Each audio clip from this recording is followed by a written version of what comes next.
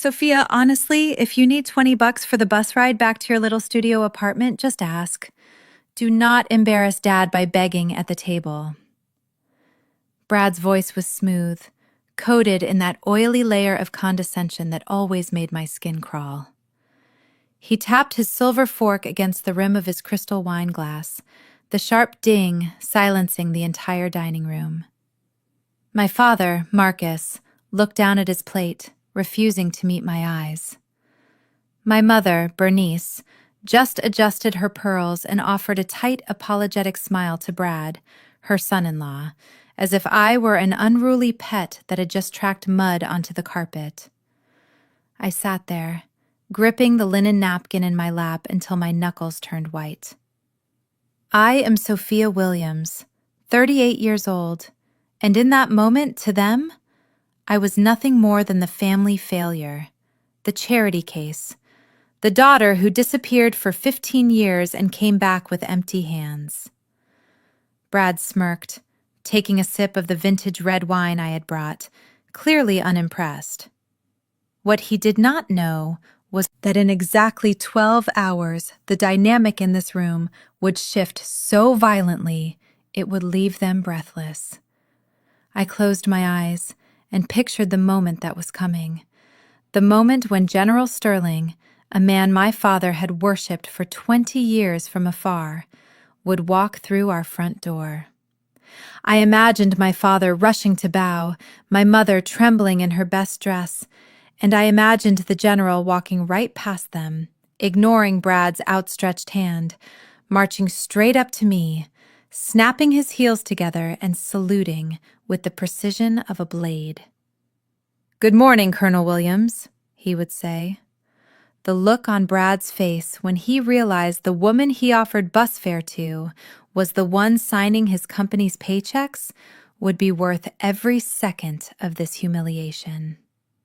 Before I tell you how I destroyed my brother-in-law's ego and saved the United States government $2 billion in the process, let me know where you are watching from in the comments below. And if you have ever been the black sheep who was actually the shepherd in disguise, hit that like and subscribe button.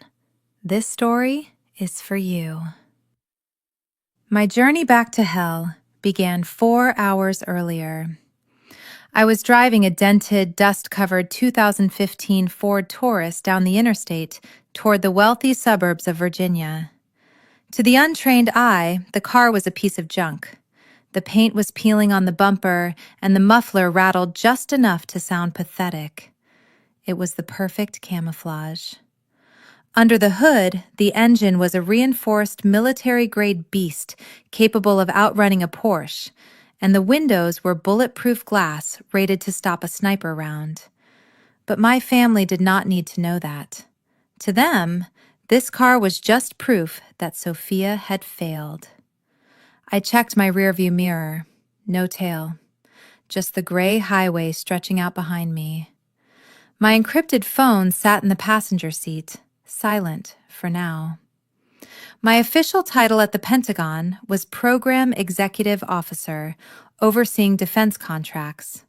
My clearance level was so high that if I told my father what I actually did, would have to arrest him. To my family, however, I was just Sophia the dropout who left home at 23 and drifted around the world working odd jobs. They thought my time in Afghanistan was spent washing dishes in a mess hall, not coordinating drone strikes and negotiating with tribal warlords. I turned off the highway and navigated through the winding, tree-lined streets of the gated community my parents called home. The houses here were massive brick monstrosities with manicured lawns that looked like they were cut with nail scissors. It was the kind of neighborhood where people called the police if your car was too old or your music was too loud. I felt that familiar tightening in my chest, the ghost of the little girl who never felt good enough in this environment. As I pulled into the long paved driveway, I saw her, my mother, Bernice. She was standing on the front porch, arms crossed, wearing a floral dress that probably cost more than my first car. She was watching me approach with the same expression one might have when spotting a cockroach in a salad. I parked the Ford near the garage, the engine sputtering dramatically as I cut the ignition. I took a deep breath, steeling myself. Showtime, Sophia. I opened the door and stepped out, stretching my legs.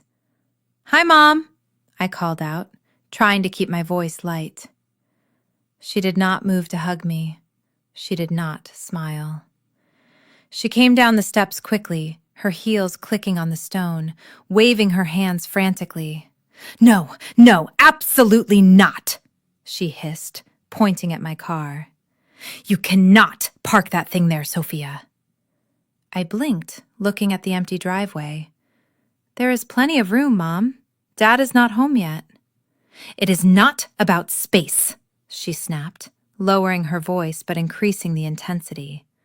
"Look at it. It is an eyesore. Brad and Andre just bought the new Tesla Model X. It is parked in the garage right now. If the neighbors see this heap of scrap metal next to their beautiful car, what will they think?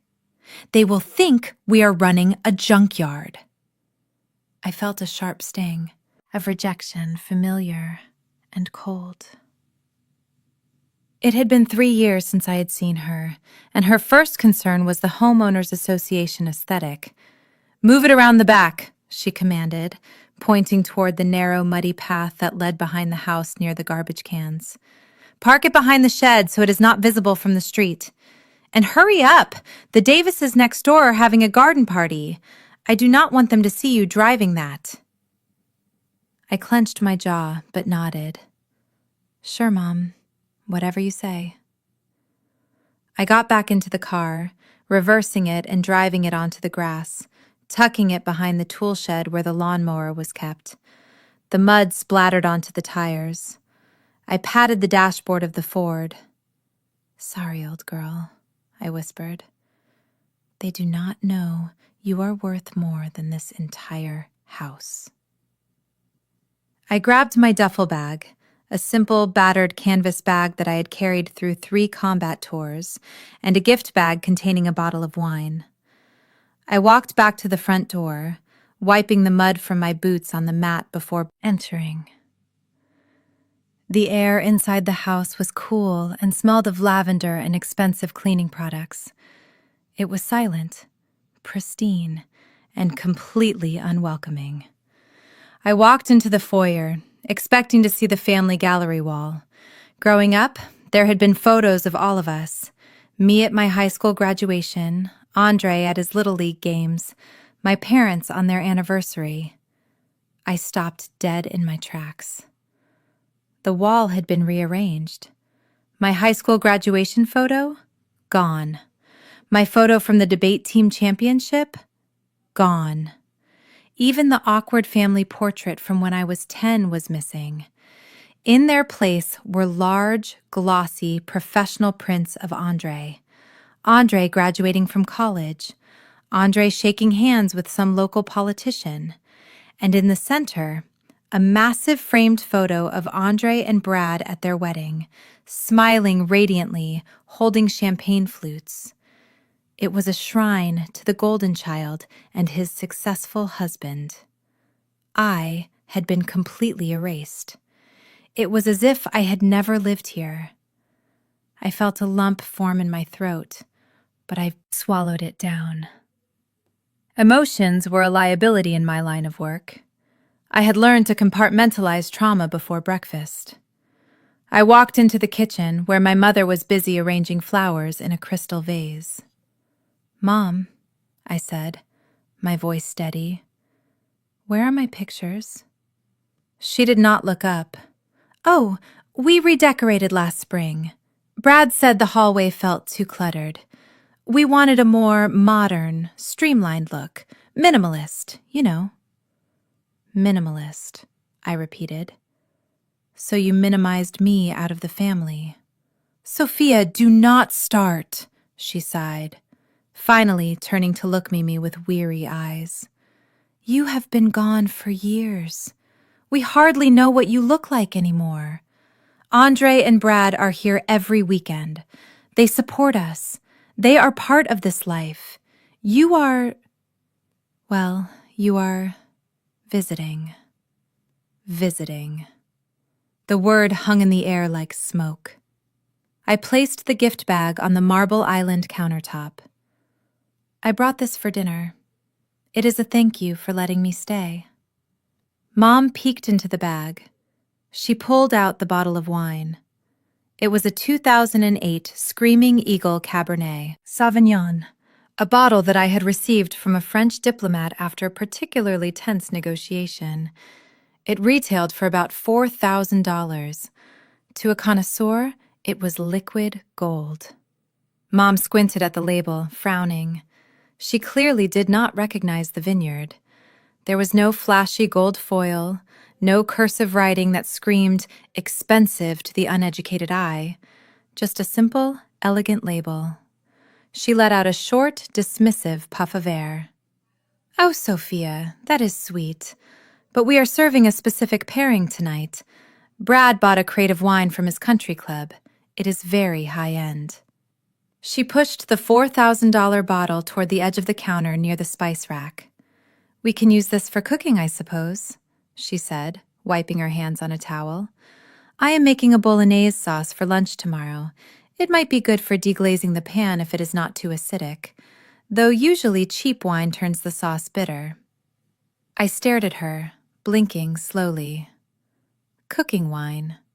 She wanted to use a Screaming Eagle for pasta sauce. "Actually, Mom," I started feeling a petty need to correct her. "That bottle is—" She cut me off with a wave of her hand. "Go wash up, Sophia, and please use the guest bathroom downstairs, not the master. And try to do something with your hair. It looks so severe. Brad and Andre will be back from the gym soon, and I want everyone to look presentable." I bit my tongue so hard I tasted copper. I picked up my bag and headed toward the stairs, but she stopped me again. "Not upstairs, Sophia." I turned around. "What? My room is upstairs?" "Not anymore," she said, turning back to her flowers. "We turned your old room into a content studio for Andre. He needs space to record his sales videos and live streams. The lighting in there is the best in the house." I felt my blood pressure rising. "So where am I sleeping?" "The storage room in the basement is finished," she said breezily. "We put a nice air mattress down there. It is private. Besides, you are used to roughing it, right? With whatever lifestyle you have been living out of. That car. The basement, next to the furnace and the old Christmas decorations." "Fine," I said, my voice dropping an octave. "The basement is fine." I walked down the narrow stairs to the lower level, the air getting cooler and damper with every step. The basement was finished, technically, but it was cluttered with boxes of junk they did not want to look at but refused to throw away. In the corner, next to the noisy water heater, sat a deflated air mattress with a folded sheet on top. I dropped my bag on the concrete floor and sat down on the cold plastic of the mattress. I pulled out my secure BlackBerry from my pocket. It blinked with a red notification light. One new message from the Pentagon. Subject: Project Orion, Phase 4. Approval from General Sterling. Message: Colonel Williams, I need your eyes on the final budget assessment for Vanguard Systems before I sign off. I am coming to verify the leadership personally. I will see you tomorrow at 0800 hours. Do not blow your cover until I get there. I looked at the screen, a small smile finally touching my lips. Vanguard Systems, my father's employer, and Brad's new major client. They were begging for a government contract that would save their company from bankruptcy. A contract that was currently sitting in my inbox, waiting for my digital signature. I typed back a quick reply. Copy that, General. The leadership is unstable. See you at 0800. I lay back on the deflated mattress, staring at the exposed pipes in the ceiling. Upstairs, I heard the front door open. Booming laughter echoed through the vents. "Honey, we are home!" I heard Brad shout. "Did the stray cat make it in yet?" I closed my eyes. "Enjoy your laugh, Brad. Tomorrow you are going to choke on it." The stray cat just happens to be holding the keys to your entire future. And right now, I am feeling very, very petty. The smell of roasted garlic and rosemary pulled me out of the basement dampness and back into the reality of the house that had never felt like a home. I walked up the stairs, smoothing down the front of my simple black sweater, trying to compose my face into a mask of neutral politeness. Dinner was mandatory. My mother had made that clear through a text message sent 5 minutes ago, despite me being only 1 floor down. Do not be late, and do not wear those combat boots in my dining room. When I entered the dining room, the scene was like a Renaissance painting of betrayal.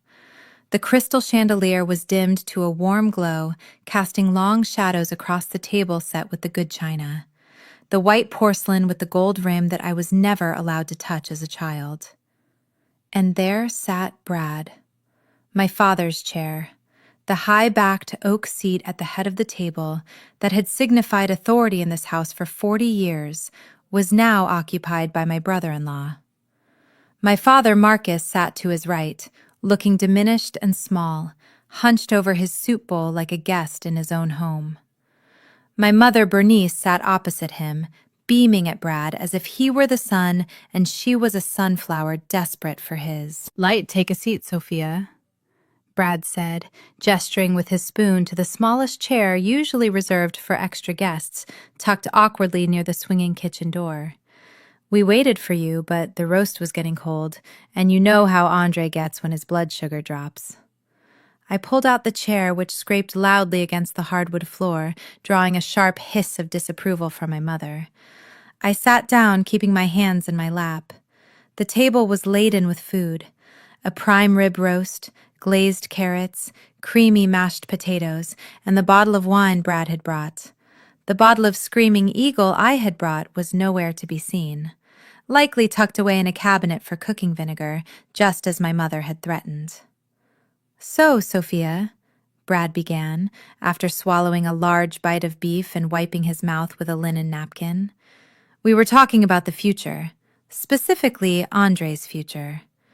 The market is tough right now, but winners always find a way. My firm just closed a deal with a major defense contractor, Vanguard Systems. Perhaps you have heard of them." I kept my face perfectly still.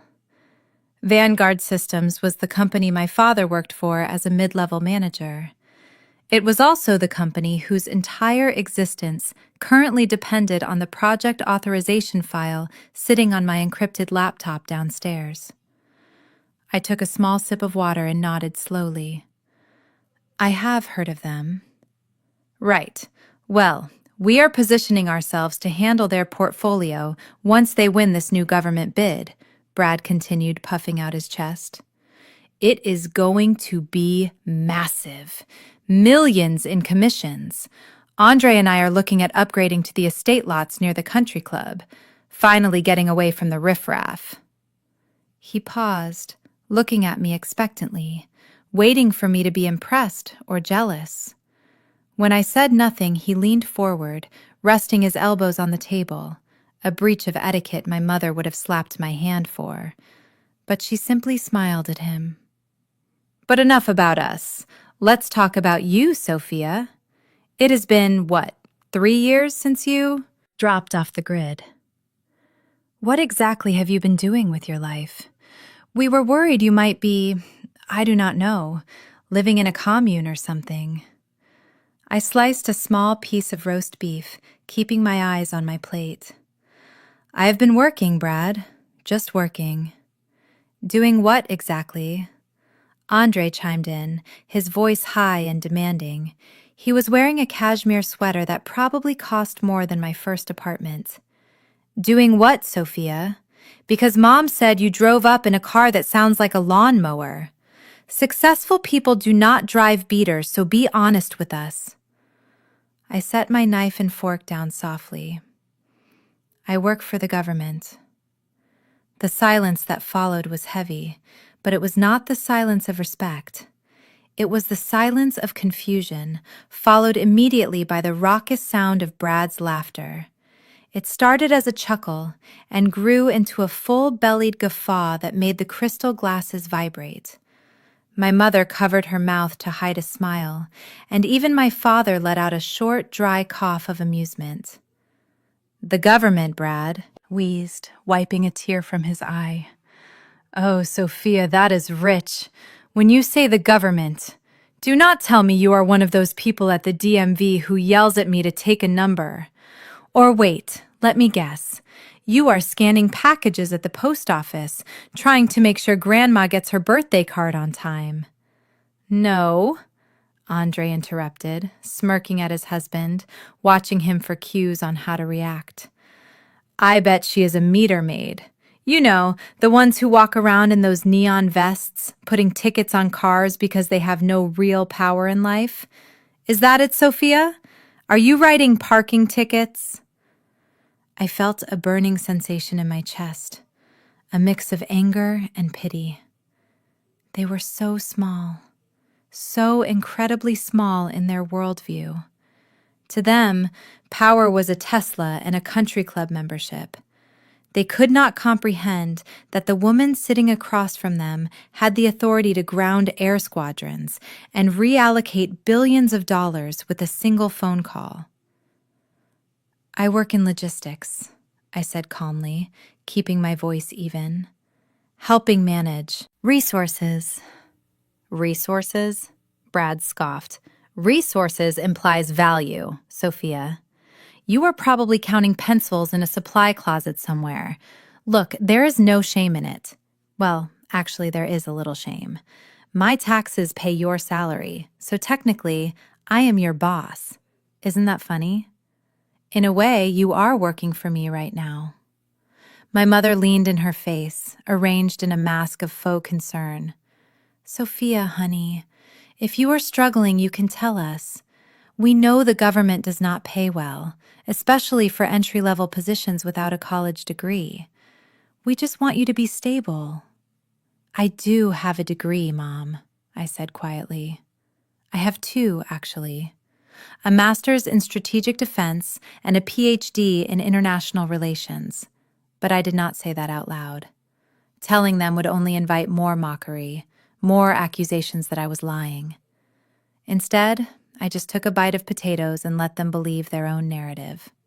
"You know," Brad said, snapping his fingers as if a brilliant idea had just struck him. "Speaking of stability, Andre and I were talking about the new office building my firm just leased downtown. It is a beautiful space. Glass walls, marble floors, very high-end. We have been having trouble with the cleaning crew lately. They keep missing spots in the executive bathroom." Andre clapped his hands together, delight spreading across his face. "Oh my God, Brad, that is a genius idea. Sophia, listen to this. Brad can pull some strings. He is very close with the building management. If you need extra cash, we can get you on the night shift cleaning crew. It is quiet work, you would not have to talk to anyone, which suits your personality, and honestly, it probably pays better than whatever you are doing for the government. Plus, you could clean my office. I would make sure to leave a nice tip."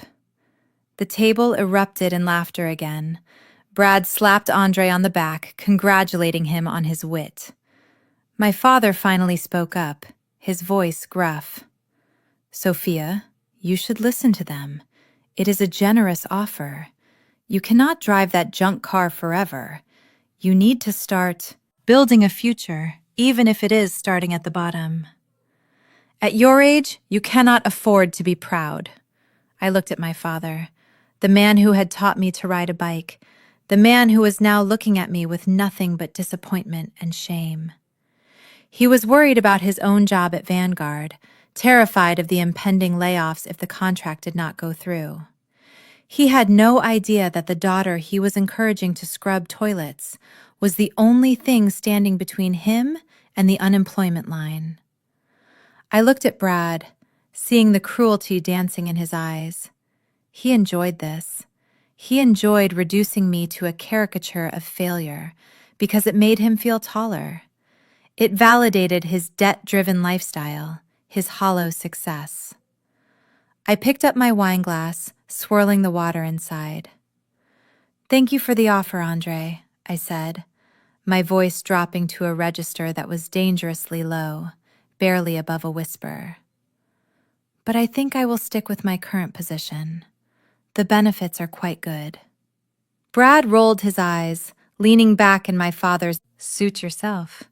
But do not come crying to us when the government shuts down and you are out on the street."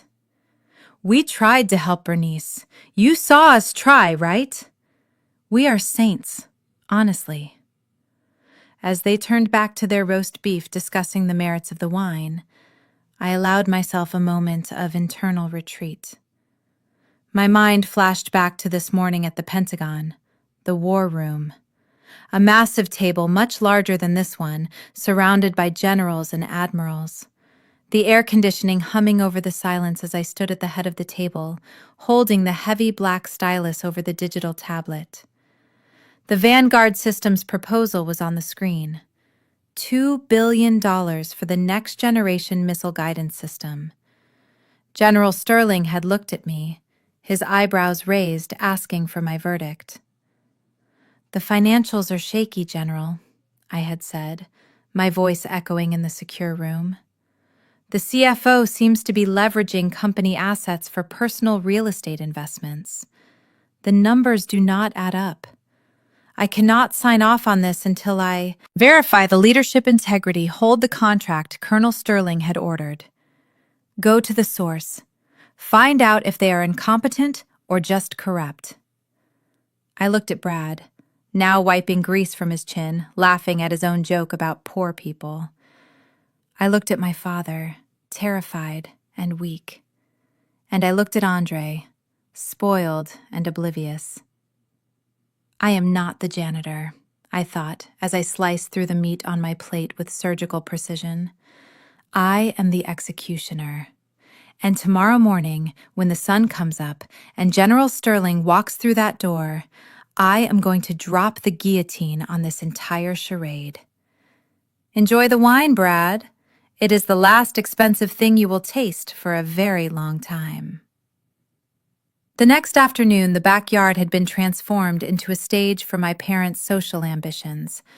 The scent of hickory smoke and expensive perfume hung heavy in the humid Virginia air. My mother had invited the neighbors, specifically the Davises, a wealthy white couple who lived in the mansion next door, along with a few of Brad's business associates from the country club. It was a carefully curated audience, designed to showcase just how successful the Williams family had become. I stood near the patio door, holding a tray of iced tea, watching the performance unfold. My father, Marcus, was holding court by the high-end grill, a glass of scotch in one hand and a pair of tongs in the other. He was laughing a little too loudly at a joke Mr. Davis had made, trying desperately to bridge the gap between being a neighbor and being an equal. "And this is my son-in-law, Brad," my father announced, gesturing with the tongs toward the patio table where Brad was holding court. Brad was wearing a crisp white polo shirt and boat shoes, looking every inch the relaxed, successful financier. He had his arm draped casually around Andre, who was beaming, soaking up the proximity to power. "Brad is the reason we are looking at retiring early," my father continued, his voice filled with pride. "He is finalizing a massive deal with Vanguard Systems. Honestly, the boy is a wizard with numbers. We are just so blessed that Andre found someone with such ambition." Mrs. Davis, a woman with hair sprayed into an immobile helmet of blonde, turned her gaze toward me. I was wearing a simple pair of jeans and a gray t-shirt, standing apart from the group, looking like I had wandered into the wrong party. "And is that your daughter?" Mrs. Davis asked, tilting her head. "I do not think we have been formally introduced." My stomach tightened. I braced myself for the truth. for him to say that I worked for the government, or even that I was just visiting. But my father did not even look at me when he answered. "Oh, that is Sophia," he said, his voice dropping to a tone of performative sympathy. "She is staying with us for a while, getting back on her feet. She is going through a very messy divorce, actually quite tragic." I nearly dropped the tray. A divorce? I had never been married. I had been married to the United States Air Force for the last 15 years, sacrificing relationships and stability for service. But to my father, a divorce was a more acceptable explanation for my lack of a husband than the truth. It painted me as a victim, a woman who had failed at the one thing my mother deemed important, keeping a man. "Oh, you poor dear," Mrs. Davis cooed, looking at me with pity that felt like a slap. "It must be so hard starting over at your age, taking handouts from your parents." I opened my mouth to correct her, to tell her that I owned a condo in D.C., paid for in cash, and that my rank carried more weight than her husband's entire portfolio. But before I could speak, Brad cut in. "Yeah, we're just trying to keep her busy," Brad said loudly, grabbing a ribs from the platter. "Keep her mind off her failures, right, Sophia? Idleness is the devil's workshop and all that." The group laughed, a polite ripple of amusement at my expense. I gripped the cold metal of the tray tighter, feeling the condensation run down my fingers. My internal training kicked in. The discipline that stopped me from snapping the neck of an enemy combatant was the only thing stopping me from dumping the iced tea over Brad's head. I walked over to the table and set the tray down, intending to retreat back to the safety of the basement. But Brad was not done with me yet. He was enjoying the audience. He loved having a prop to elevate his own status. He took a bite of the rib, the barbecue sauce thick and red, dripping from the meat. As he chewed, talking with his mouth full about market volatility, a globs of sauce fell from his lip and landed squarely on the chest of his white polo shirt. "Damn it," Brad cursed, looking down at the stain. "This is Ralph Lauren." He looked up, and his eyes locked onto mine. The smirk returned. "Sophia," he snapped, snapping his fingers as if summoning a waiter. "Grab some club soda and a towel, would you? And get this stain out for me before it sets. You are standing right there. Do something useful for once." The conversation around us stopped. The Davises looked uncomfortable, interested, watching the family dynamic play out. My father looked nervous, but he did not intervene. He just watched, waiting for me to obey. I stood completely still. The wind rustled the leaves of the oak tree. I looked at Brad, a man who had never served a day in his life, a man who stole from his father-in-law and belittled his wife, ordering me a colonel to do his laundry in front of strangers. The disrespect was absolute. It was not just about the shirt. It was a power play, a test to see if I was truly broken. I picked up a cloth napkin from the table. It was damp from the condensation of the water pitcher. Brad leaned forward, lifting his chin, expecting me to dab at his chest like a servant. I took a step forward, my movements fluid and precise. Instead of dabbing the stain, I tossed the damp napkin. It flew through the air and landed with a wet, heavy thud directly on his face, covering his eyes and nose. "Clean it yourself, Brad," I said, my voice low but carrying perfectly across the silent patio. Turned on my heel and walked toward the sliding glass door. My heart was hammering against my ribs, not from fear, but from the adrenaline of finally pushing back. Behind me, I heard the napkin fall to the ground and Brad's sputtered outrage.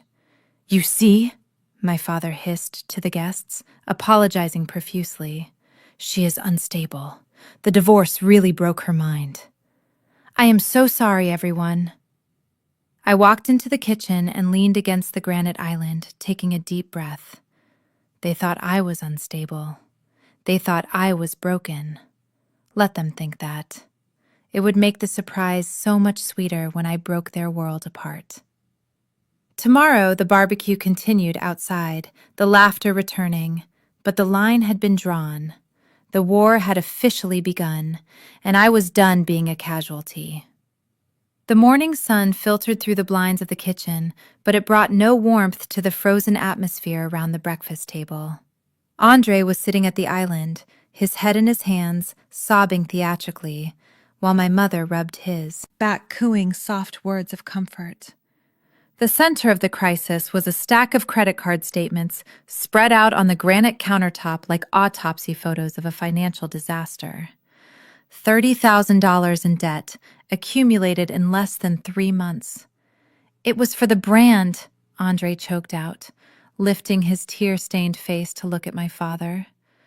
I had to look successful to attract high-ticket clients. Dad, you understand, right? The suits, the camera lenses, the business lunches. It was an investment. My father. Marcus sighed heavily, leaning against the refrigerator, rubbing his temples. He looked aged and tired, the stress of the impending Vanguard deal clearly weighing on him. But instead of disciplining his 34-year-old son for reckless spending, he turned his gaze toward me. I was standing by the coffee machine, quietly brewing a cup of black coffee, trying to make myself invisible. $30,000, my father repeated. Then he looked at Brad, who was pacing the kitchen floor, checking his watch. Brad stopped pacing and fixed me with a glare that could peel paint. "This is a disaster," Brad hissed. "If this debt hits the credit bureaus, it tanks Andre's score. Since we are co-signers on the Tesla and the house lease, it hits my score too. Do you know what happens if my credit score drops below 700, Sophia? The Vanguard background check fails. I lose the contract. We lose everything." The room fell silent, except for the bubbling of the coffee pot. Then, as if rehearsed, 3 pairs of eyes turned to me. Sophia, my mother, began, her voice dripping with that sickeningly sweet tone she used when she wanted something. "You have savings, right? You have been working all these years, living out of your car, having no expenses. You must have a nest egg." I gripped my coffee mug, feeling the heat against my palms. "I have savings, Mom, but that is for my retirement. It is for the house I am building. It is not for bailing Andre out of a shopping spree." My mother's face hardened instantly. "Oh, stop it, Sophia. You are single. You have no husband, no children to provide for. What do you need money for, really? You are just hoarding it while your brother is drowning. It is selfish." I felt a spark of rage ignite in my chest. "Selfish?" I asked, turning to face them. "I have been on my own since I was 23. I have never asked you for a dime. Andre is a grown man. If he wants to play business tycoon, he needs to pay for it." My father slammed his hand down on the island, the sound cracking like a whip. "Shut up, Sophia! Just shut up!" He pointed a shaking finger at me. "You ungrateful child. We put a roof over your head this weekend. We fed you, and this is how you repay us. By watching your brother ruin his life over a meaningless sum of money." "Meaningless?" I laughed bitterly. "If it is meaningless, why don't you pay it, Dad?" "Because my liquidity is tied up in the company's stock until the merger happens," Brad cut in, stepping into my personal space, looming over me, using his height to intimidate. "You are the only one with cash on here. Hand Sophia. And you are going to give it to us. Because if I lose this security clearance because of bad credit, I will make sure you never step foot in this house again. He pulled a folded document from his briefcase. It was a loan agreement, but not a standard one. I glanced at the text. It was a promissory note transferring $30,000 from my personal account to a joint account held by Brad and Andre, effectively labeling it as a gift with no legal requirement for repayment. "Sign it," Brad commanded, sliding a pen across the counter. "Transfer the funds by noon." I looked at the document, then at my family. My mother looked expectant, my father looked angry, and Andre looked smug, wiping his eyes, knowing he had won once again. They were not asking. They were looting. They saw me as nothing more than a resource to be harvested, a piggy bank to be smashed open so the golden child could keep playing pretend. I took a deep breath, letting the silence stretch. I reached into the pocket of my jeans, but I did not reach for my phone. I reached for my own pen. It was a sleek silver ballpoint, standard issue for field operatives working in hostile territories. The ink inside was a chemically unstable compound designed to oxidize and vanish completely within 48 hours of contact with paper, leaving no trace that a signature ever existed. I picked up the document, my face a mask of defeat. "Fine," I said, keeping my voice trembling slightly just to sell the performance. "I will do it. But this is the last time. Do not ask me for anything else." I uncapped my silver pen and pressed the tip to the paper.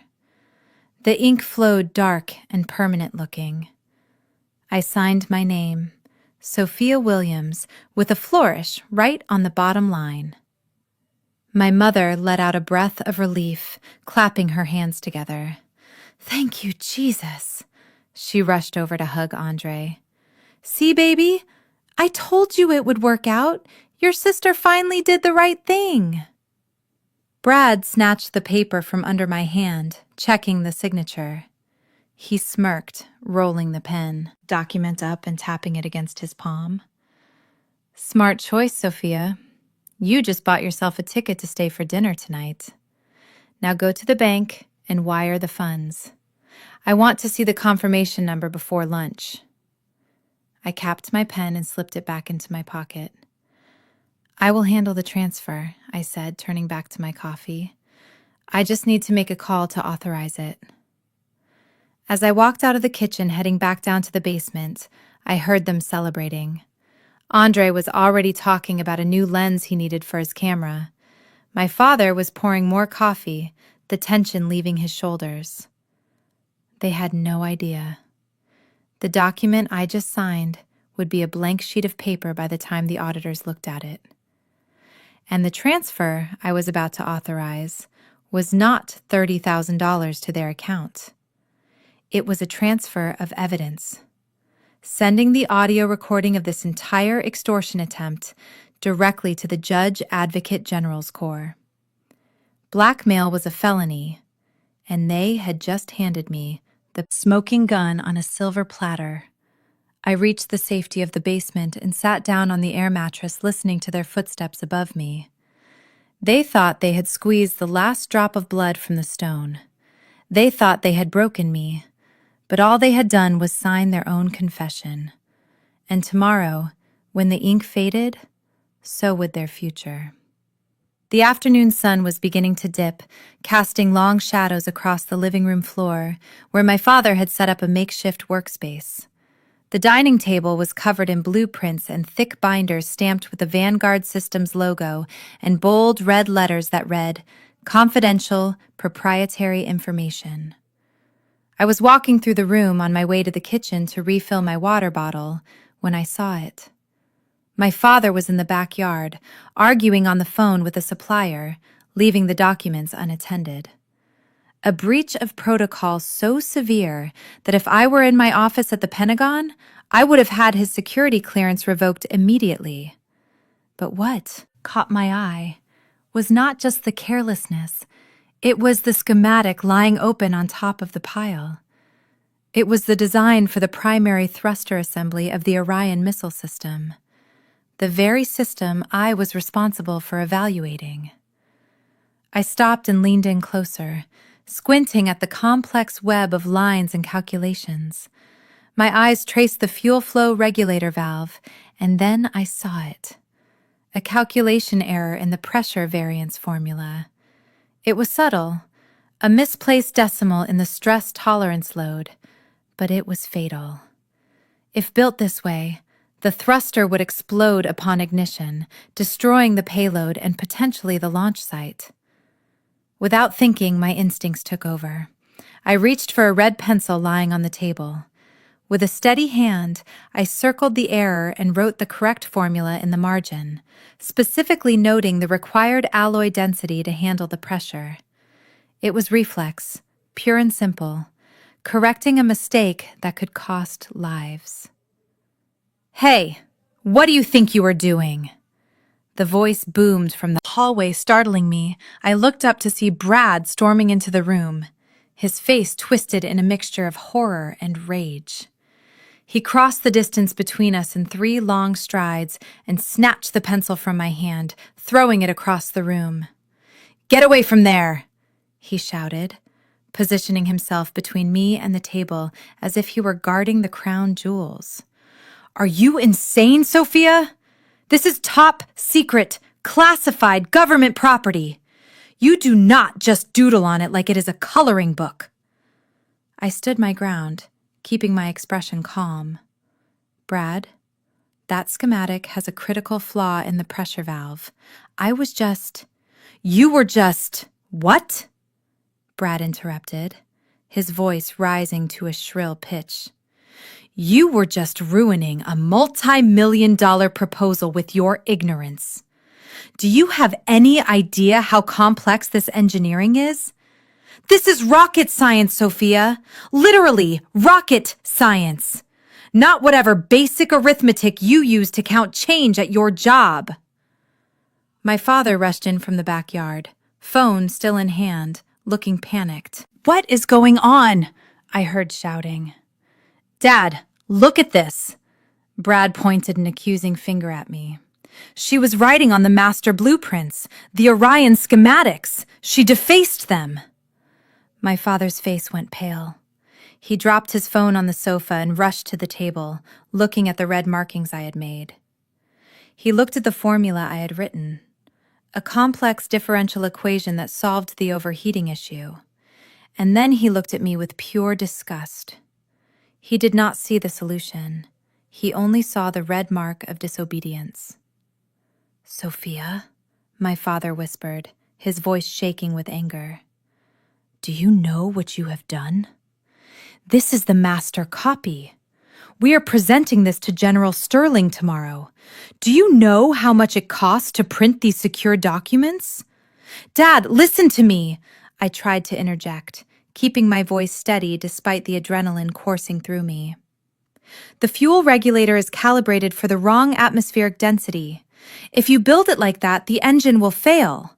I corrected the math. "You corrected the math," my father repeated, mocking me. "You barely passed high school physics, Sophia. You have been unemployed for years, living out of a car, and now you think you know more than the top engineers at Vanguard Systems?" He grabbed the blueprint, the paper crinkling in his fist, and ripped the page right down the middle, right through the solution I had provided. "You stupid girl," he spat, throwing the torn pieces into the trash can by the door. "You just cost me hours of work. I have to tape this back together and pray the scanner can fix it before the meeting. Get out. Get out of my sight before I lose my temper completely." Brad was smirking behind him, enjoying the show. "I told you, Marcus. She is jealous. She wants to sabotage you because she cannot stand seeing us succeed. It is pathetic, really." I looked at the torn paper in the trash can. The only viable solution to their engineering problem was now sitting among the coffee grounds and old receipts. My father had literally thrown away his victory. I took a deep breath, smoothing down my shirt. "I was just trying to help Dad," I said quietly. "Help!" my father scoffed, turning his back on me to frantically examine the rest of the documents. "You want to help? Go clean the bathroom. Go scrub the floors. Do something that fits your skill set and stay away from this table. If I catch you near these papers again, I will kick you out of this house tonight, family or not." I walked away, my footsteps silent on the carpet. As I headed back toward the basement stairs, I could hear Brad reassuring my father. "Don't worry, Marcus. I will double-check everything. We do not need her scribble. The engineers know what they are doing. She is just looking for attention." I closed the basement door behind me, shutting out their voices. I sat down on the edge of the air mattress and stared at the concrete wall. A dry, humorless laugh escaped my lips. My father had just torn up the only thing that could have saved his career. The engineers at Vanguard were good, but they were overworked, and under pressure, they had missed that decimal point. I had seen it because I had spent the last 10 years studying every failure and success in ballistics technology. I reached for my secure phone but stopped myself. No, I would not call Captain Miller to fix this for them. Let them present the flawed design. Let General Sterling see exactly what kind of incompetence Vanguard Systems was bringing to the table. My father thought he was protecting his work from a failure. In reality, he had just ensured it. Tomorrow, when he unrolled that taped-up schematic in front of the general, he would be presenting a bomb, and he would have no one to blame but himself. I lay back on the pillow, listening to the muffled sounds of them taping the paper back together upstairs, hoping they could hide the red marks. I closed my eyes and visualized the explosion that would happen in the conference room tomorrow. Not a literal fire, but the destruction of their egos. It was going to be spectacular. And for the first time since arriving, I felt a sense of peace. The trap was set, and they had walked right into it, dragging me along as the witness to their own demise. The evening air in the house was stifling, thick with the tension that had been brewing since the blueprint incident. I retreated to the living room, hoping to find my purse and disappear back into the basement. But as I rounded the corner, I stopped dead in my tracks. Brad was standing by the coffee table, and he had my canvas duffel bag open. He was rifling through it, his hands digging past my folded clothes and my toiletries kit with zero respect for my privacy. My heart hammered against my ribs, not out of fear, but out of a sharp, protective instinct deeper than anger. That bag had been with me in Kabul. It had sat on the floor of transport planes and Humvees. It contained the few personal items I held sacred. "What do you think you are doing?" I asked, my voice cutting through the quiet of the room. Brad jumped slightly, but he recovered instantly, pulling his hand out of the bag. He was holding my wallet. He didn't look guilty. Instead, he looked annoyed, as if I had inconvenienced him by catching him in the act. "I was looking for cash," Brad said, shrugging his shoulders as he flipped my wallet open. "I need to tip the delivery driver for the pizza we ordered, and I only have hundreds. I figured, since we are letting you stay here for free, the least you could do is contribute a few singles." He began pulling cards out of the slots, tossing my library card and my Metro Pass onto the table with a sneer. Then he froze. His fingers stopped on a plain white card tucked in the back flap. It was my common access card, my CAC, the standard issue identification for Department of Defense personnel. To a civilian, it looks unimpressive, just a white plastic card with a small photo, a smart chip, and a lot of barcodes. It does not look like a movie prop. It looks bureaucratic. Brad pulled it out, holding it up to the light like he was inspecting a counterfeit bill. A slow, cruel smile spread across his face. "Well, well, well," he chuckled, turning the card over in his fingers. "What do we have here? Department of Defense, United States Air Force." He looked at the photo, then at me, then back at the card, pushing a laugh through his nose. "This is cute, Sophia. Really cute." "Put it back, Brad," I said, stepping forward. My hands were clenched into fists at my sides. "That is government property." "Government property," he mocked, stepping back just out of my reach. "You mean this little piece of plastic? You printed this at home, didn't you? I have seen these online. People buy them to get 10% off at Home Depot or to get free checked bags at the airport." He walked over to my mother, who was sitting on the sofa, flipping through a magazine. "Look at this, Bernice.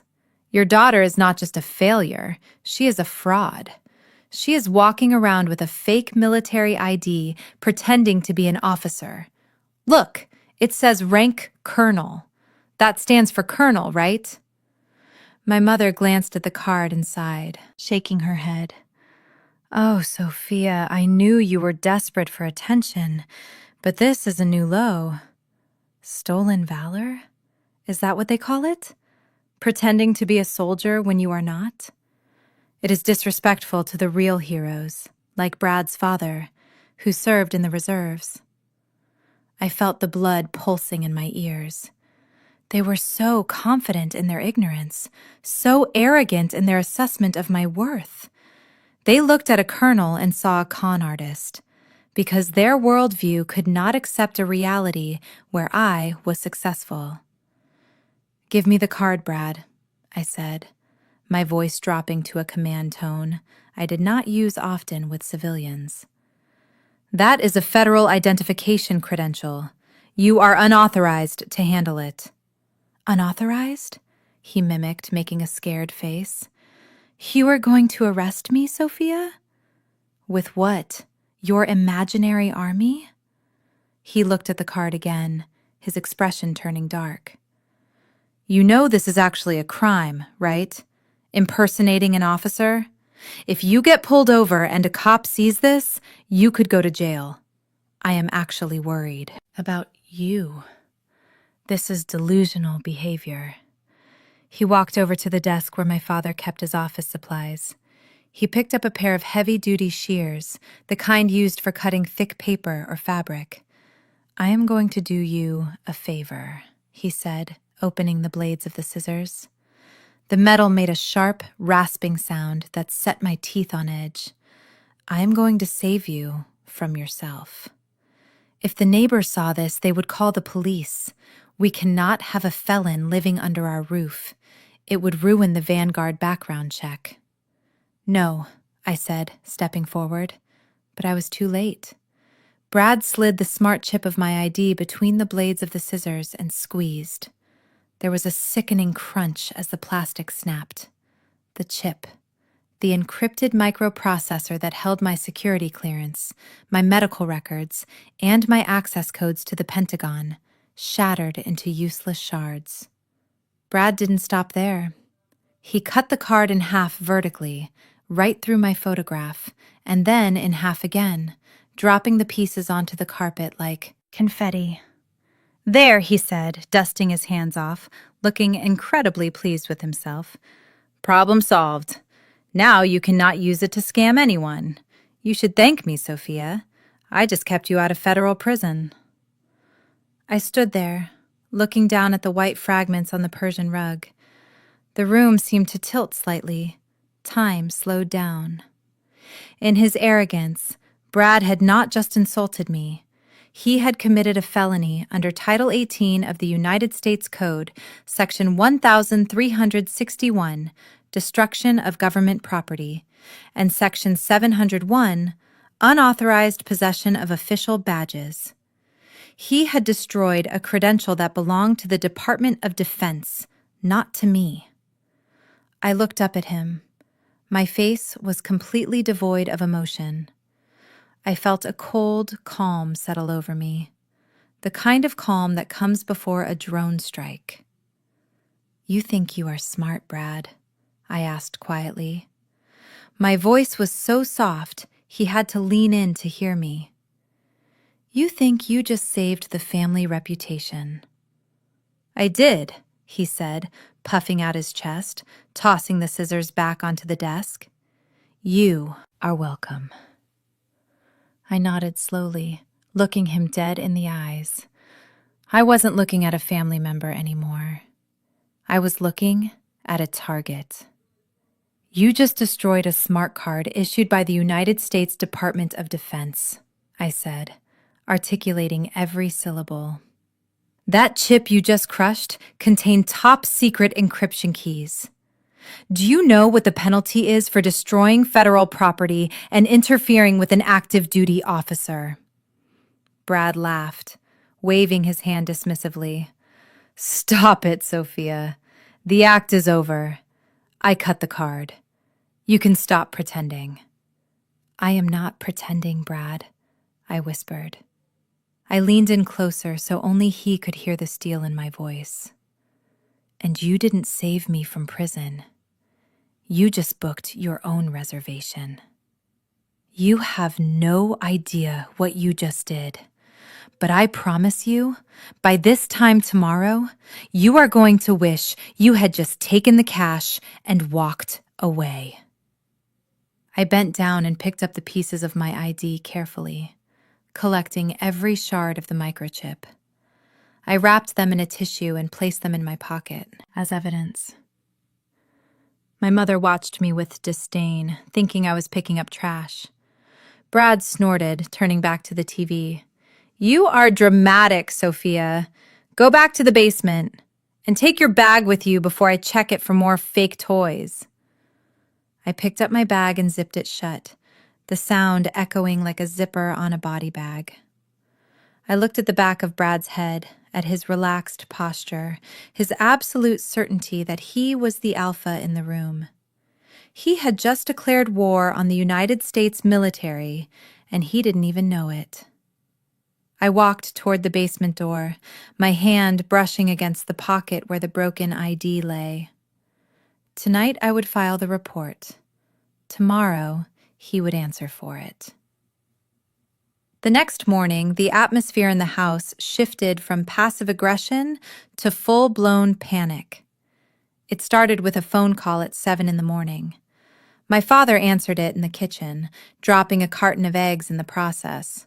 The yolk splattered across the tile floor, but he did not even notice. His face went from pale to a sickly shade of gray as he stammered into the receiver. "Yes, General. Of course, General. We would be honored, absolutely honored. 7 o'clock implies perfect." He hung up the phone and looked at us like he had just seen a ghost. "General Sterling is coming here. Tonight. Personally. Before the signing ceremony tomorrow. He wants to have a private, informal dinner with the key stakeholders to gauge our family values." Chaos erupted instantly. It was a frenzy of superficial perfectionism. My mother, Bernice, began screaming orders like a drill sergeant, but without the tactical logic. She made Andre hide all his gaming equipment in the attic, claiming it looked childish. She ordered the landscapers to come back and recut the grass, which had been cut yesterday, because she saw a single dandelion near the mailbox. Brad took charge of the wine selection, pacing back and forth in the living room, reciting facts about tannins and regions that I knew he had just memorized from Wikipedia. He was desperate to appear sophisticated, to look like the kind of financial genius a 4-star general would trust with a billion-dollar portfolio. I stood in the corner drinking my coffee, watching them scramble. They were polishing silver that was already clean and dusting surfaces that had no dust. It was a performance, a theater production, designed to hide the rot at the core of this family. They wanted to present an image of unity and success, when in reality, they were drowning in debt and deceit. By noon, the house smelled of lemon polish and desperation. My father called a family meeting in the living room. We all gathered around the coffee table. Brad sat in the center, looking serious, as if he were about to brief the cabinet on a national security crisis. "We have a logistical problem," Brad announced, clasping his hands together and looking directly at me. "The general is a man of class, a man of extreme standards, Marcus tells me. He values discipline and success above all else." He paused, letting the words hang in the air before delivering the blow. "Sophia, you cannot sit at the table tonight." I blinked, not surprised, but still stung by the audacity. "Why exactly can I not eat dinner in my own parents' house?" "Because, look at you." Brad gestured vaguely at my entire existence. "You are unemployed, you are driving a car that looks like it survived a demolition derby, and you have the demeanor of someone who has given up on life. If the general sees you sitting there with us, asking about your non-existent career, it drags us all down. It devalues the brand we are trying to sell." My mother nodded nervously, wringing her hands. Calling it a brand felt cold, but she went along with it. "He is right, honey. The general might ask awkward questions. He might ask why a woman of your age is single and drifting. It reflects poorly on your father's leadership. If he cannot manage his own daughter, how can he manage a defense contract?" I felt a bubble of hysterical laughter rising in my throat. My father's leadership was the reason I left home at 18. The general knew exactly who I was. He knew my rank, my clearance, and my combat history. But to tell them now would ruin the trap. I had to play the long game. "So what do you want me to do?" I asked, keeping my voice flat. "Go to a hotel." "No," Brad said quickly. "We cannot risk you running into him in the driveway on your way out. Plus, we need help. The catering service canceled last minute because Bernice yelled at them about the deposit." He reached into a shopping bag that was sitting by his feet and pulled out a black fabric bundle. He tossed it to me. It landed in my lap with a soft thud. I unfolded it. It was a uniform. A black dress with a white apron and a white collar. The kind of thing a maid would wear in a bad movie or high-end catering staff would wear to be invisible. "You will serve tonight," Brad said, his voice leaving no room for argument. "You will stay in the kitchen. You will bring out the courses, refill the wine, and clear the plates. And you will not speak unless spoken to. If the general acknowledges you, you will just say, 'Yes, sir,' and move on. Do not try to engage him in conversation. Do not try to be charming. Just be invisible." I looked at the uniform in my hands. It was cheap polyester, rough against my fingertips. This was their solution: to turn the colonel into the help, to strip away my identity completely so I would not tarnish their shiny, fake lives. My father looked away, unable to meet my eyes. "Just do it, Sophia, please. For the family. If this contract goes through, I can pay off the house. We can finally be secure. Just help us this one time. Help us." It was always about helping them, even if it meant erasing me. I stood up, clutching the uniform. "Fine," I said. "I will wear it. I will serve dinner." Brad smirked, leaning back in the sofa. "Glad we are on the same page. Make sure you iron that apron. I do not want any wrinkles when you are pouring the general's water." I turned and walked back down to the basement, carrying the symbol of my humiliation. But as I descended the stairs, my mind was racing. General Sterling was not a man who cared about fancy wine or manicured lawns. He was a soldier, a warrior who respected grit and integrity. He had seen me covered in mud and blood in the trenches of Kandahar. He had pinned the silver star on my chest. When he walked in tonight and saw his program executive officer, the woman who controlled the fate of this entire contract, wearing a maid uniform and pouring wine for a thief like Brad, the explosion would be nuclear. I put on the dress, zip it up the back. It was tight and uncomfortable.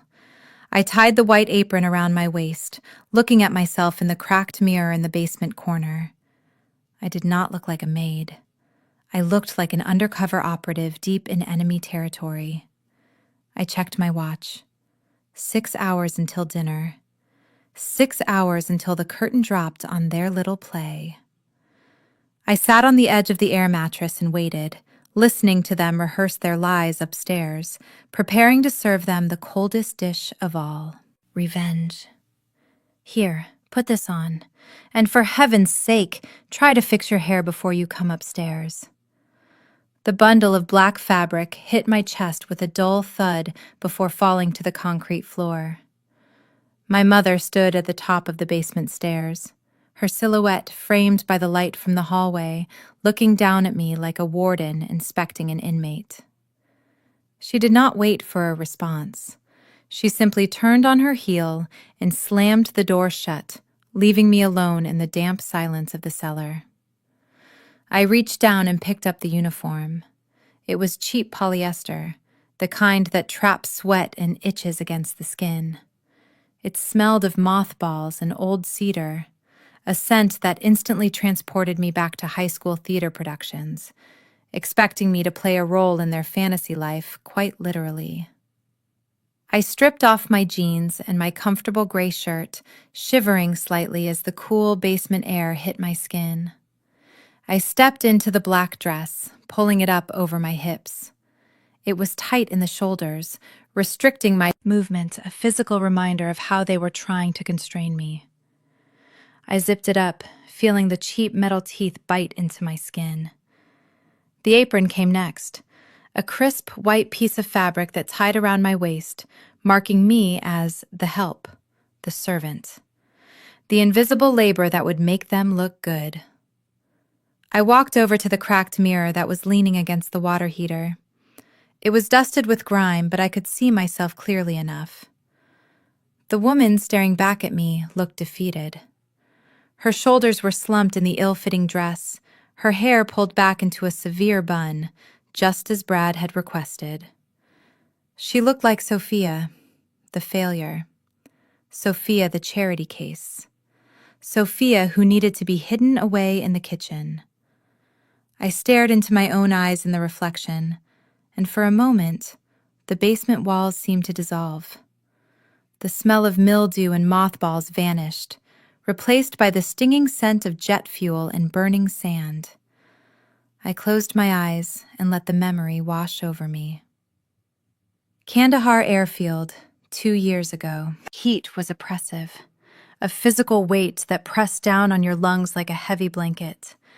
I was standing on the tarmac, the wind whipping my desert camouflage uniform against my body. The roar of C-17 transport planes taking off was deafening, a symphony of raw power that shook the ground beneath my boots. In the memory, I was not wearing a maid uniform. I was wearing full combat rattle body armor, weighing 30 pounds, an M4 carbine slung across my chest, and the silver eagle insignia of a colonel on my collar. I stood tall, surrounded by 2,000 Marines and airmen. I remembered the feeling of absolute clarity as I briefed the squadron commanders on the extraction mission. I remembered the way seasoned warfighters, men twice my size, looked at me. Not with pity, not with contempt, but with absolute unwavering respect. When I spoke, they listened. When I gave an order, they moved without hesitation. "Colonel Williams on deck!" a sergeant had shouted, and the entire room had snapped to attention. A sea of salutes, crisp and synchronized. "Ma'am, the drop zone is hot," a pilot had told me, his voice crackling over the radio. "Hold the line, Captain," I had replied, my voice steady amidst the chaos.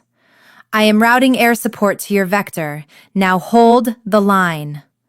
I opened my eyes. snapping back to the present. The tarmac was gone. The roar of the jets was replaced by the dripping of a leaky pipe in the corner. The heavy armor was gone, replaced by the flimsy polyester of a maid's dress. The contrast was so sharp it almost made me laugh out loud. Upstairs, my brother-in-law Brad was worried I would embarrass him by dropping a fork. In the real world, I held the authority to drop a payload that could level a city block. And yet here I was, playing dress-up to soothe their fragile egos. But the woman in the mirror changed as I looked at her. The slumped shoulders straightened, the chin lifted. The eyes that had looked defeated a moment ago now burned with a cold, calculated intensity. I was not Sophia the maid. I was Colonel Sophia Williams, operating deep undercover in hostile territory. And this uniform, it was not a symbol of my submission. It was my camouflage. I walked over to my duffel bag and reached into the hidden lining. My fingers brushed against a small, hard case. I pulled it out and opened it. Inside, nestled in custom-cut foam, was a tiny flesh-colored device no larger than a grain of rice. It was a sub-vocal communications earpiece, encrypted on a frequency that did not exist on civilian bands. I inserted the device into my right ear. It was practically invisible, vanishing into the canal. I tapped it once to activate it, hearing the familiar low hum of the connection establishing. The link was live. "Eagle is in position," I whispered. My lips barely moved, but the sensitive microphone picked up the vibration from my jawbone. A split second later, a voice responded in my ear, crystal clear and reassuring. It was Special Agent Miller from the Diplomatic Security Service, the lead on my protection. "Detail. Copy that, Eagle. We have eyes on the perimeter. The target vehicle is 5 minutes out. General Sterling is in the lead car. We have secured the perimeter of the house. Your father just walked out to the driveway, looking very nervous." "Hold position, Miller," I said, smoothing down the white apron with my hands. "Let the general enter. Let the dinner proceed. I want full surveillance on the dining room audio. If Brad or my father admits to the financial fraud, I want it recorded on the official transcript." "Understood, ma'am. And Colonel?" "Go ahead, Miller. If they cross the line, if they touch you or threaten you again, give the word. We will breach the door and extract you within 10 seconds. "Negative," I said, a small, dangerous smile playing on my lips. I want to see this through. I want to see their faces when the card turns. "Stand down until my signal." "Copy that, Eagle. Standing by." I stood up straight, adjusting the collar of my uniform. I took one last look in the mirror. The maid was gone. The predator. I was awake. I turned and walked toward the stairs, my footsteps silent and deliberate. Upstairs, I could hear the commotion of my family getting ready, the clinking of glasses, the frantic whispers. They were preparing for the most important night of their lives, expecting to impress a general. They had no idea that the real commander was already in the house, walking up the stairs to pour their wine and end their careers. I placed my hand on the doorknob, taking a deep breath. "Showtime," I whispered. I opened the door and stepped into the light, ready to serve. At exactly 1900 hours, the gravel of our driveway crunched under the weight of authority. The sound was distinct, heavy, and precise, unlike the revving engine of Brad's Tesla or the rattle of my old Ford. 3 black government-issued SUVs rolled into view, moving in a tight tactical formation that made the manicured suburban street look suddenly like a diplomatic war zone. I stood behind the kitchen door, peering through the crack, watching my family crumble before the first car door even opened. My father, Marcus, was sweating profusely, wiping his forehead with a handkerchief that was already damp. He looked less like a corporate executive and more like a man facing a firing squad. My mother, Bernice, was fluttering around him, picking invisible lint off his jacket, her smile fixed and brittle enough to snap in a strong wind. Then there was Brad. He stood slightly in front of my father, puffing out his chest, checking his reflection in the hallway mirror one last time. He adjusted his tie, a silk monstrosity that cost more than a month's rent for most people, and assumed what he thought was a power stance, legs apart, hands clasped behind his back. He looked ridiculous. A pretender about to meet a king. The lead SUV's door opened, and a security detail stepped out, scanning the perimeter with professional indifference. Then the middle car opened, and General Sterling emerged. Even from the kitchen, I felt the shift in atmospheric pressure. General Sterling was a man carved from granite. He was in his full-service dress uniform, the deep blue, impeccable. The ribbons on his chest telling a story of 30 years of combat and command. The 4 silver stars on his shoulder caught the porch light, gleaming with a cold, hard brilliance. He did not just walk. He advanced. My father rushed forward, bowing slightly, a gesture of subservience that made my stomach turn. General Sterling, welcome to our humble home. We are so honored, truly honored that you could make time for us. Sterling stopped looking at my father with eyes that could read satellite imagery. Marcus, good to see you, he said, his voice a low rumble that carried effortless authority. Brad stepped in then, unable to wait a second longer, eager to steal the spotlight. He thrust his hand out, flashing his salesman smile. General Sterling, I am Brad Evans, the financial advisor for the Vanguard portfolio. I believe we have spoken on the phone regarding the asset allocation strategy. It is a pleasure to finally meet the man behind the legend I watched closely, waiting for the handshake. The validation Brad craved so desperately. General Sterling looked at Brad's extended hand, then looked up at his face. He did not smile. He did not reach out. He simply nodded once, a microscopic acknowledgement that dismissed Brad's existence entirely before turning back to my father. Shall we go inside, Marcus? The air out here is a bit stifling. Brad's hand was left hanging in the midair, a dead fish of a gesture. He slowly lowered it, his face flushing, a deep crimson anger flashing in his eyes before he masked it with a tight fake smile. He had been ignored completely, treated like part of the landscaping. I retreated from the door, moving back to the island where the tray of wine glasses waited. My heart was beating a steady rhythm, not of fear, but of anticipation. The general was inside. The wolf was in the hen house, and the hens were too busy clucking to notice. I heard their footsteps echoing in the foyer, the heavy bootfalls of the general contrasting with the nervous shuffling of my parents. Your home is lovely, Mrs. Williams, the general said, his tone polite but distant. It is very quiet. Oh, thank you, General, my mother chirped, her voice an octave higher than normal. We try to keep a peaceful environment. Discipline and order, that is our motto. Discipline, Sterling repeated. I admire that. Tell me, Marcus, I recall from your personnel file that you have 2 children, a son and a daughter. Is the whole family in attendance tonight? I prefer to know exactly who I am breaking bread with. I froze, my hand hovering over the bottle of vintage Bordeaux.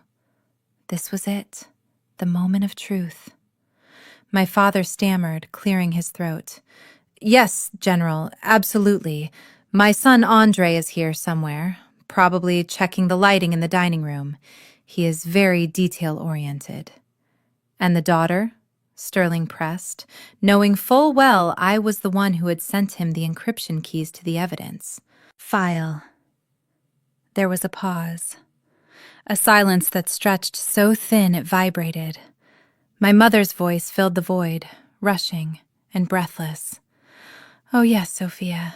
She is here. She is in the kitchen, actually helping with the service." "Helping?" Sterling asked, his tone sharpening slightly. "Does she not join you for dinner?" My mother let out a nervous little laugh that sounded like glass breaking. "Oh no, General. Sophia is a bit... well, she is different. She has had a very hard time in life, struggling to find her footing. She is a little slow, if you understand my meaning. She prefers the background. The complexity of adult conversation can be overwhelming for her, so we find it best to give her simple tasks. It keeps her calm." I gripped the neck of the wine bottle so hard, I thought the glass might shatter simply from the force of my rage. Slow, overwhelming, simple tasks. She had just described a colonel in the United States Air Force, a woman with a PhD and top-secret clearance as a mental invalid to save her own social standing. I took a deep breath, exhaling slowly through my nose. This was good. This was fuel. I wanted the general to hear this. I wanted him to see exactly who they were. I picked up the heavy silver tray balancing 6 crystal glasses and the open bottle of wine. I smoothed down the front of my white apron and pushed open the swinging kitchen door. "Dinner will be served shortly," I announced, my voice quiet and submissive, keeping my eyes lowered. I walked into the living room. The general was standing by the fireplace, his back to me, looking at the family photos on the mantel. The photos that only showed Andre. My parents and Brad were standing near the sofa, watching him like hawks. At the sound of my voice, General Sterling turned around. "Ah, here is the help," Brad announced loudly, snapping his fingers. "Sophia, bring the general a glass of the red, and try not to spill it this time." General Sterling looked at me. His eyes widened. The recognition was instant and absolute. He took a step forward, mouth opening slightly, his right hand twitching at his side, instinctively starting the motion of a salute. "Colonel," he began, the word forming on his lips. I locked eyes with him. I did not blink. I did not smile. I stared straight into his pupils and gave the slightest, almost imperceptible shake of my head. My eyes widened just a fraction, signaling him with the intensity of a battlefield command, "Stand down." The general froze. He was a master tactician. He processed the scene in a microsecond. The maid uniform, the humiliating command from the son-in-law, the lies about my mental state. He saw the trap I had laid. He stopped his salute mid-motion, turning it smoothly into a gesture of reaching for his tie, adjusting the knot. "Colonel, O'Neill architecture," he said, recovering smoothly, his voice betraying nothing. "Is this a colonial-style home, Mrs. Williams?" "It is quite distinctive." My father let out a breath he didn't know he was holding, oblivious to the near miss. "Yes, General, early colonial revival. We have renovated it extensively." General Sterling turned back to me, taking the glass of wine from my tray. His hand brushed mine, and for a brief second, he squeezed my fingers, a silent message of solidarity and suppressed fury. "Thank you," he said to me, his voice thick with meaning. "Thank you for your service tonight, young lady." I nodded, keeping my head down. "You are welcome, sir." As I moved to serve Brad, he leaned back in his chair, looking at the general with a smug expression. "See, General, she is useful in her own way. We try to find a purpose for everyone, even the broken ones." General Sterling took a sip of wine, his eyes never leaving Brad's face, watching him with the cold, detached interest of a predator watching prey. "Interesting. Philosophy. the general said softly. Very interesting. I look forward to seeing exactly how you manage your assets, Mr. Evans. I have a feeling this dinner is going to be very educational. I walked back toward the kitchen, feeling the general's gaze burning into my back. He knew. He was furious, but he would hold the line. The trap was set, and the mouse had just invited the cat to feast. The dinner conversation moved with the sluggish inevitability of a car crash in slow motion. I stood by the sideboard, my hands folded in front of my white apron, blending into the wallpaper just as I had been ordered. The air in the dining room was thick with the smell of roasted meat and the even heavier stench of Brad's desperation. He was currently midway through a monologue about his philosophy on wealth management, a speech I suspected he had rehearsed in front of the mirror earlier that day. General Sterling sat at the head of the table, his posture rigid, his food barely touched. He was watching Brad with the unblinking intensity of a hawk circling a field mouse. But Brad, in his infinite arrogance, mistook the general's silence for admiration. You see, General, Brad said, swirling the wine in his glass aggressively, the red liquid splashing dangerously close to the rim. In the corporate world, much like in the military, I assume, efficiency is king. You cannot carry dead weight. If an asset is not performing, you cut it loose. You liquidate it. General Sterling slowly turned his head, his eyes shifting from Brad to me, standing silently in the shadows, and then back to Brad. Dead weight, the general repeated, his voice low and dangerous. Is that how you view people, Mr. Evans? As assets to be liquidated? Brad laughed, a sharp, barking sound that grated against the crystal glassware. Absolutely, General.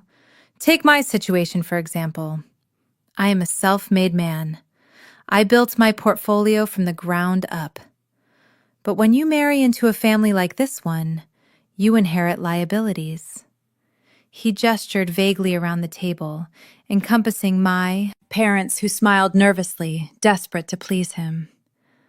I carry a lot on my shoulders, Brad continued, leaning back in my father's chair, claiming it as his own. I support my husband, Andre, of course, supporting his creative endeavors, but I also have to carry the extended family when they stumble. And let me tell you, General, they stumble often. He paused for dramatic effect, taking a sip of wine. Take my sister-in-law, Sophia, here, Brad said, pointing his fork at me without looking my way. We are currently housing her, feeding her, giving her a purpose. It is exhausting, quite frankly, having to support a 38-year-old woman who has nothing to show for her life. No career, no husband, no assets. It is a drain on my resources, but what can I do? I am a generous man. The silence that followed was absolute. My father stared at his plate, his face flushing a deep, shame-filled red. My mother picked at her napkin, refusing to meet my eyes. But General Sterling did not look away. He set his knife and fork down on the table, with a deliberate clatter that sounded like a gunshot in the quiet room. Is that a fact? The general asked, his voice icy. You consider her to be useless? A liability? Brad shrugged, oblivious to the temperature drop in the room. Well, look at her, General. She is pouring wine while I am discussing multi-million-dollar contracts with you. The hierarchy is clear, isn't it? Some people are born to lead, and some are born to serve. I just wish she would serve with a little more gratitude. I felt a burning sensation in my chest, not of shame, but of pure, cold fury. I watched General Sterling's hand curl into a fist on the white tablecloth, his knuckles turning white. He was a man who had seen me coordinate airstrikes that saved thousands of lives. He knew exactly who was born to lead and who was just a parasite in a suit. I stepped forward to refill the general's water glass, moving silently. Brad, seemingly irritated that the attention had shifted even slightly away from him, gestured wildly with his wine glass. "And that is the problem with the system today," he pontificated, his arm flailing. "We reward mediocrity. We keep people like her comfortable instead of forcing them to—" His hand struck the water pitcher I was holding. The impact was jarring. The pitcher remained steady in my hand, thanks to years of physical training, but Brad's wineglass went flying. It tumbled through the air in a slow red arc before crashing onto the table. It did not break, but the contents, the expensive vintage Cabernet, splashed violently across the table, dripping onto the pristine white rug and soaking into the front of Brad's trousers and his polished Italian leather loafers. "Damn it!" Brad shouted, jumping up from his chair scraping loudly against the floor. "Look what you did, you clumsy idiot!" I stood perfectly still, the water pitcher held firmly in my hand.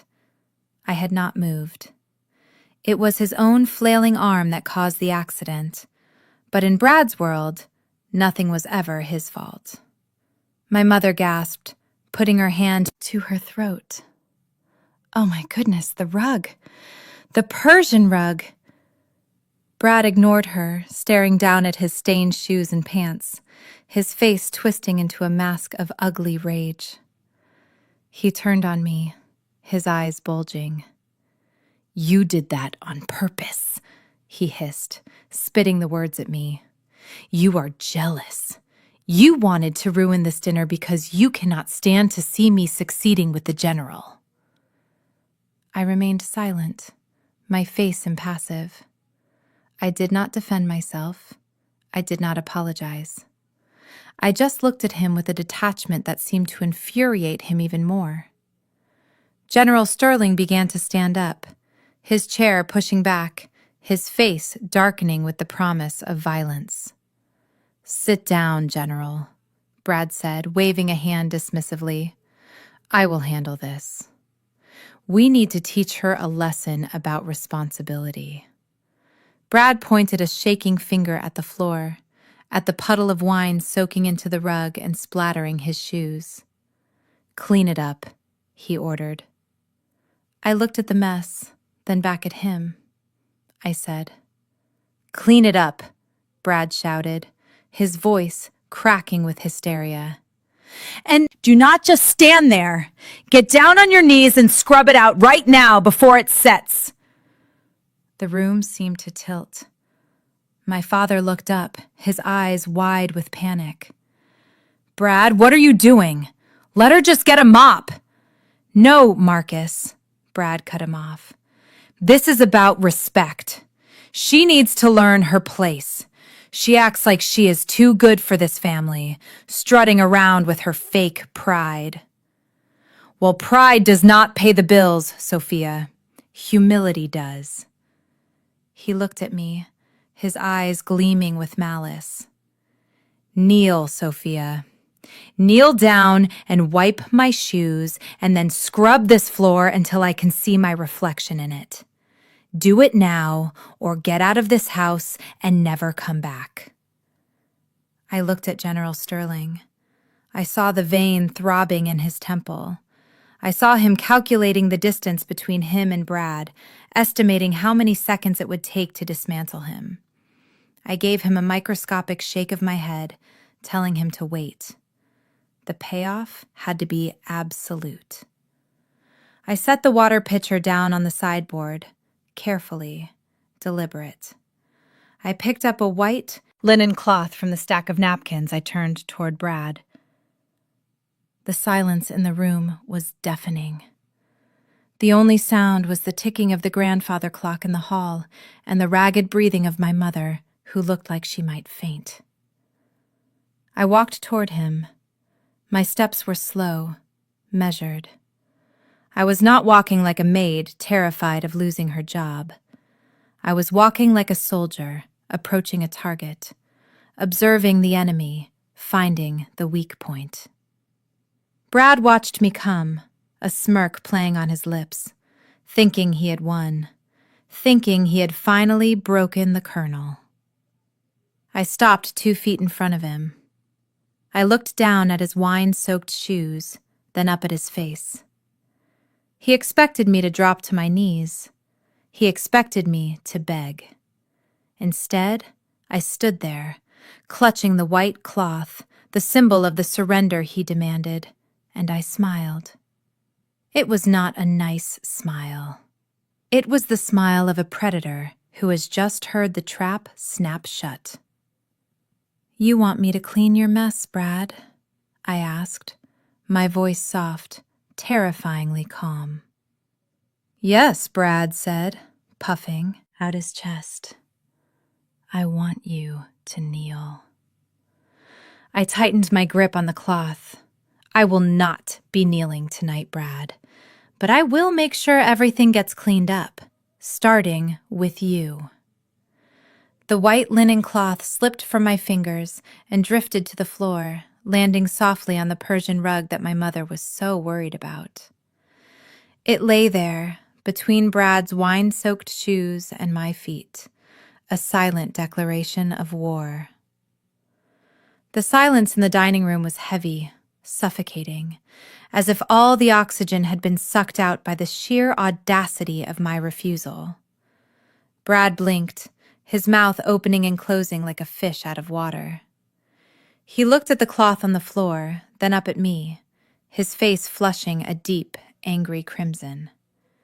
"You did not just drop that," he sputtered, his voice rising in disbelief. "Pick it up, Sophia. Pick it up right now and get on your knees." I did not move. I did not flinch. I simply looked at him with a gaze so cold it could have frozen the wine in his glass.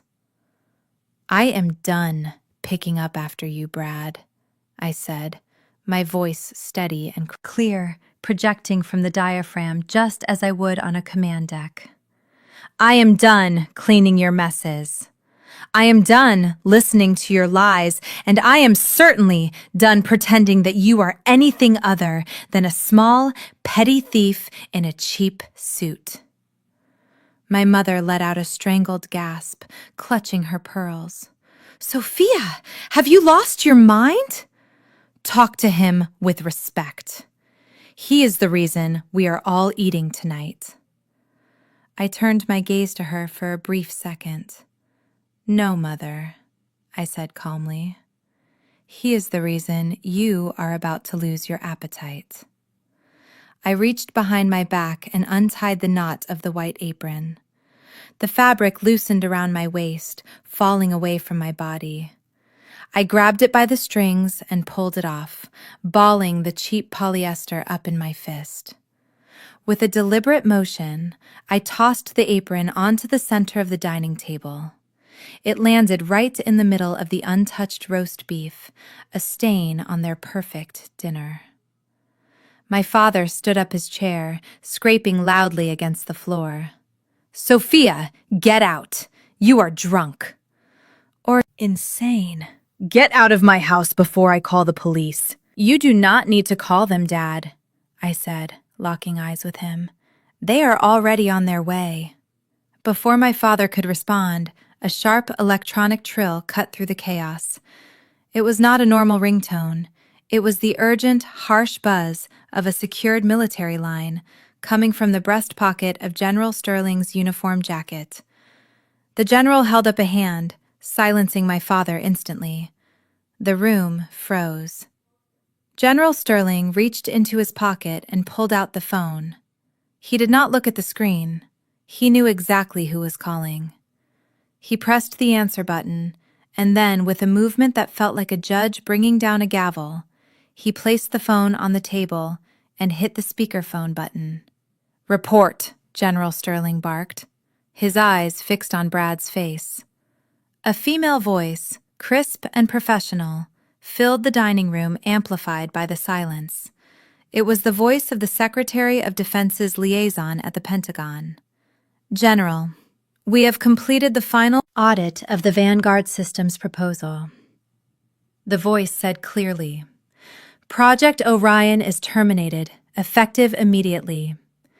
We have flagged multiple counts of wire fraud, embezzlement, and falsification of federal documents. My father grabbed the edge of the table, his knuckles turning white. Terminated? What? But we are signing tomorrow. The voice on the phone continued, ignoring him. The evidence package was just uploaded to the secure server. It is comprehensive, General. The whistleblower tracked the shell companies in the Cayman Islands and the unauthorized access to the classified blueprints. General Sterling leaned forward. Who provided the evidence? The audit was authorized and executed by the Program Executive Officer, the voice replied. Colonel Sophia Williams. Her digital signature is on the arrest warrants. The name hung in the air like a physical object. Colonel Sophia Williams.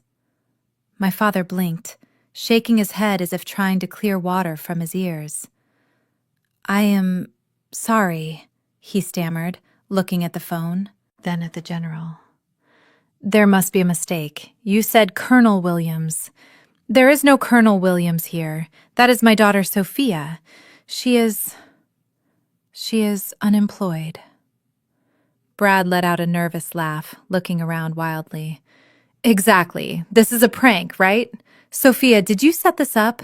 Is this some kind of sick joke, using a recording? General Sterling stood up. He did not stand up like a dinner guest. He stood up like a titan rising from a throne. He pushed his chair back and turned his entire body toward me. I was standing by the sideboard, still wearing the black dress, but the apron was gone and my shoulders were squared. The general brought his right hand up in a sharp, crisp arc, snapping his fingertips to the brim of his brow in a perfect salute. It was not a casual gesture. It was a salute rendered from a subordinate to a superior officer. Good evening, ma'am, General Sterling said, his voice booming with respect. We were waiting for your signal.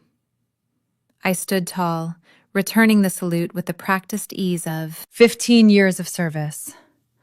At ease, General, I said, my voice dropping into its natural command register. Sterling dropped his hand and stood at attention, his eyes shining with pride. The orders have been cut, Colonel. The military police are holding the perimeter, awaiting your command to breach. The sound of my title coming from a 4-star general seemed to physically strike my family. My mother collapsed back into her chair, her hand covering her mouth. My father looked at me, really looked at me for the first time in decades, and saw the stranger standing in his dining room. Colonel, my father whispered the word, tasting like ash in his mouth. But you are a maid. I walked over to the table, moving past Brad, who had backed away until he hit the wall. I reached into the hidden pocket of the black dress and pulled out a small velvet pouch. I tipped it over, and a heavy silver object slid out onto the mahogany table with a heavy clatter. It was my rank insignia, the silver eagle of a full colonel shining under the chandelier light. Next to it, I placed my real ID, the one Brad had not found, the one with the biometric chip that unlocked the Pentagon war rooms. I am not a maid, Dad, I said, my voice devoid of warmth. I am the Program Executive Officer for the United States Air Force. I control the budget for every missile system in the North American hemisphere. And for the last 24 hours, I have been the lead investigator into the criminal enterprise running out of this house. Brad made a choking sound. Colonel, you cannot be. You drive a Ford. You have no money. I turned to look at him, and the look on my face made him shrink back. I drive a Ford because it is armored, Brad. I have no money that you can see because I do not spend it on cheap suits and fraudulent lifestyles to impress people I do not like. I earn more in a month than you have stolen in your entire miserable career. I looked at General Sterling, nodding at the phone on the table. Execute the warrant, General, I said, pointing at Brad. Get him out of my sight. General Sterling spoke into the phone, sending the code word that would bring the world crashing down on their heads. Copy that, Colonel. The hammer is dropping now. As the sirens began to wail in the distance, getting louder with every second, I looked at my family. The dinner was over, the reckoning had arrived, and the maid had just taken command of the house. The dining room windows flashed with a chaotic rhythm of red and blue light as the wail of sirens cut through the suburban silence, shattering the last illusion of my family's perfect life. The front door did not just open. It exploded inward with the force of a battering ram, followed instantly by the heavy rhythmic thud of tactical boots hitting the hardwood floor. Federal agents, everyone stay where you are, hands in the air. The command was shouted with the kind of volume that bypasses the conscious brain and triggers pure instinct. My mother, Bernice, screamed a high-pitched sound of terror and dropped to the floor, covering her head with her hands. My father, Marcus, stood frozen near the fireplace, his face draining of all color, looking like a statue of a man watching his world burn. Brad, however, did the one thing his arrogance would not let him stop doing. He tried to negotiate. Now see here, Brad shouted, stepping away from the wall, holding his hands up in a placating gesture. There is a misunderstanding. My name is Brad Evans. I am a financial advisor, and we are having dinner with General Sterling. If you just let me explain. 2 military police officers in full tactical gear moved on him with the speed of a striking cobra. They did not want an explanation. They wanted a suspect secured. Before Brad could finish his sentence, he was spun around and slammed chest first against the floral wallpaper. His expensive silk tie crushed against the drywall. "Get off me!" Brad howled, struggling against the grip of the officers. "Do you know who I am? I will sue you. I will have your badges for—" This General Sterling stood calmly by the table, sipping his water, as if he were watching a training exercise. He looked at me and nodded, giving me the floor. I walked toward the officers, my heels clicking on the floorboards that I had scrubbed so many times as a child. The officers looked at me, and seeing the rank insignia I had placed on the table, they nodded, deferring to my authority. "Officer, secure that man," I said, pointing a steady finger at Brad. "On what charges?" Brad spat, twisting his head to look at me, his eyes bulging with hate. "You have nothing on me, Sophia. This is a setup." I stepped closer, reciting the list of crimes I had been compiling for the last 24 hours. The list was long, and it was watertight. Bradley Evans, you are under arrest for conspiracy to commit wire fraud against the United States Department of Defense, I began, my voice filling the room. Specifically, the diversion of $2.4 million from the Vanguard Systems projectile contract into offshore accounts under your control. Brad's face went slack. The struggling stopped. I continued, relentless. You are also charged with the destruction of federal property, specifically the mutilation of a Department of Defense common access card issued to a superior officer. And finally, under the Uniform Code of Military Justice, which applies to contractors operating under federal purview, you are charged with disrespect toward a commissioned officer. I picked up the pieces of my cut ID card from where I had left them on the sideboard and held them up. You cut this, Brad, thinking it was a toy, I said quietly. You thought you were just bullying your sister-in-law. But in the eyes of the law, you were destroying a government key capable of accessing nuclear launch protocols. That is a felony, with a mandatory minimum sentence of 10 years. The officers pulled Brad's arms behind his back, the metallic ratchet of the handcuffs echoing loudly in the room. "You set me up!"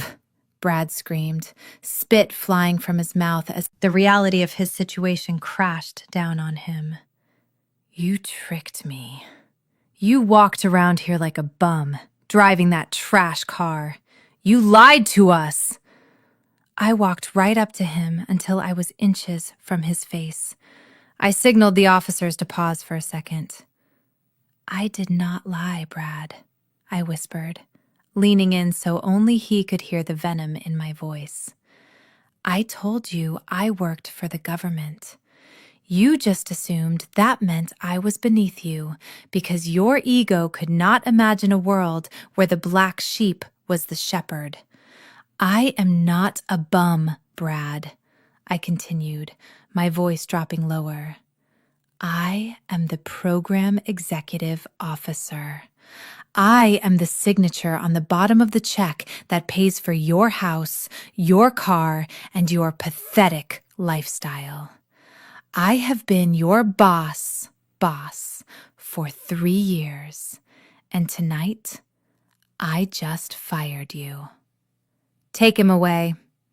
The officers hauled Brad toward the door. He was weeping now, his bravado completely gone, replaced by the pathetic sobbing of a man who knows his life is over.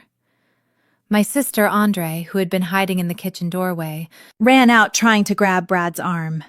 "Brad, no! You cannot take him! He has a meeting tomorrow!" Andre wailed, clutching at the officers' uniforms. "Ma'am, step back or you will be detained for obstruction," an officer barked, pushing Andre aside gently but firmly. As Brad was dragged out into the night, screaming my name with a mix of hatred and terror, the room fell silent again. General Sterling turned his attention to my father. Marcus was still standing by the fireplace, trembling. He looked at the general, then at me, his eyes wide with a mixture of fear and confusion. "General," my father stammered, trying to find his voice. I had no idea Brad was... if he was stealing, that has nothing to do with me. I am a loyal employee of Vanguard. I have given 20 years to this company." General Sterling walked over to the dining table. He picked up the taped-together blueprint, the one my father had ripped earlier that evening, the one where I had corrected the fatal flaw in the fuel valve. He held it up, the Scotch tape glinting in the chandelier light. "Is this your signature on the approval line, Marcus?" the general asked, his voice deceptively mild. "Yes, General," my father said, nodding eagerly. "That is the Orion fuel schematic. I was reviewing it at home just to be extra sure everything was perfect for you." "Reviewing it at home," Sterling repeated, his voice hardening. "And who gave you authorization to remove top-secret technical data from the secure facility?" My father opened his mouth, but no sound came out. He looked at the window, then at the floor. "There is no authorization for that, Marcus." The general slammed the document down on the table, making my mother jump. "Taking this document out of the building is a violation of the Espionage Act. But allowing an unauthorized civilian to handle it, to deface it, and then taping it back together like a child's art project instead of reporting the breach." The general shook his head, looking at my father with profound disappointment. "You are the Director of Security Compliance, Marcus. You are supposed to be the gatekeeper. Instead, you let a fox into the henhouse, and you handed in the keys." "General, please," my father begged, tears welling in his eyes. "I was just trying to ensure the contract went through. I need this job. I have a mortgage. You have a severe lapse in judgment," General Sterling cut him off. "You stood by and watched a civilian insult a colonel. You allowed classified data to be compromised. And you endorsed a financial predator because he bought you a steak dinner. The general reached into his jacket pocket and pulled out a formal letter. He tossed it onto the table next to my rank insignia. Your security clearance is revoked, effective immediately, Marcus. You are relieved of your duties at Vanguard Systems. Security personnel will escort you to your office tomorrow to collect your personal effects. Do not attempt to log into the company network. Your access has already been terminated. My father collapsed into the chair behind him, looking as if he had been punched in the gut. Fired, stripped of his clearance. In the defense industry, that was a death sentence. He would never work in this town again. Sophia, he whispered, looking up at me with pleading eyes. You can fix this, right? You are the program executive officer. You can tell them it was a mistake. Tell them I am your father. I looked at the man who had watched me scrub his floors yesterday.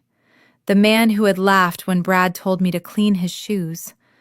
I picked up my rank insignia from the table and pinned it onto the collar of my black dress, transforming the maid uniform into something else entirely. I cannot do that, Marcus, I said, using his first name just as he had used mine, like a stranger. A colonel does not protect compromise. She eliminates it. You taught me that actions have consequences. Well, these are yours. I turned to General Sterling. The site is secure, General. The evidence is logged. Sterling nodded, putting on his cover. Let us go, Colonel. We have a debriefing at the Pentagon. I walked toward the door, leaving my parents sitting in the ruins of their dinner party. My mother was sobbing into her hands. My father was staring blankly at the wall and the empty chair.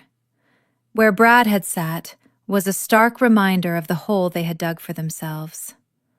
I did not look back. I walked out into the cool night air, took a deep breath, and got into the back of the General's armored SUV, leaving the house and the name Sophia, the failure, behind me, forever. The heavy oak front door slammed shut, echoing through the house like the final note of a funeral dirge. The flashing red and blue lights outside continued to paint the living room walls in a chaotic rhythm, but the screaming had stopped, leaving behind a silence that was somehow louder than the sirens had been. My brother Andre stood in the center of the foyer, staring at the closed door where his husband had just been dragged out in handcuffs. He looked like a child whose balloon had popped, utterly unable to comprehend that the party was over and there would be no cake. Then the shock wore off and the hysteria set in. Andre turned to me, his face streaked with tears and snot, his expensive cashmere sweater looking suddenly ridiculous in the context of the disaster. He rushed toward me, stumbling over the rug that I had refused to clean. Sophia, you have to stop them! He grabbed my arm, his fingers digging into my skin with desperate strength. You have to call them back right now. Tell them it was a mistake. Tell them Brad is innocent. He is a good man, Sophia. He is just ambitious. You cannot let him go to federal prison. He will die in there. I looked down at his hand, gripping my arm, feeling nothing but a profound sense of detachment. I gently but firmly removed his hand, pushing him back half a step. I cannot stop a federal investigation, Andre, I said, my voice calm and even. Brad committed crimes. The evidence is irrefutable. He stole from the taxpayers and he stole from the military. There is no undo button for that. No, no, no, Andre wailed, dropping to his knees, clutching at the hem of my black dress. Please, Sophia, I am begging you. He is my husband. I love him. We have a life. We have plans. You cannot destroy my family just because you are jealous of us. Jealous. The word hung in the air, bitter and absurd. Even now, kneeling in the wreckage of his own life, he still believed that I envied him. He still believed that his leased cars and credit card debt were things to be coveted. I am not jealous, Andre, I said, looking down at him. I am just the person who finally turned on the lights. You have been living in the dark, pretending the monsters were not real. Well, now you can see them. My mother, Bernice, who had been sitting on the sofa in a catatonic state, suddenly sprang to life. She did not rush to comfort her son. She rushed to attack me. She flew across the room, her face twisted into a mask of pure hatred that I had never seen before, not even in my worst childhood memories. "You are a monster!" she shrieked, shoving me hard in the shoulder. "How could you do this? To your own flesh and blood? You planned this, didn't you? You sat there in that basement, plotting like a spider, waiting to destroy us." She poked a finger into my chest, her perfectly manicured nail digging into my skin. "We took you in, Sophia. We gave you a place to sleep when we thought you were homeless. And this is how you repay us?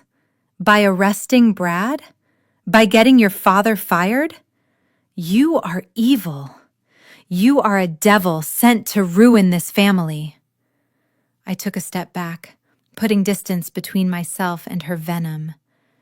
"You did not take me in, Mother," I said, my voice hardening. "You hid me. You put me in a storage room and tried to use me as a servant to impress a general. You did not care if I was homeless.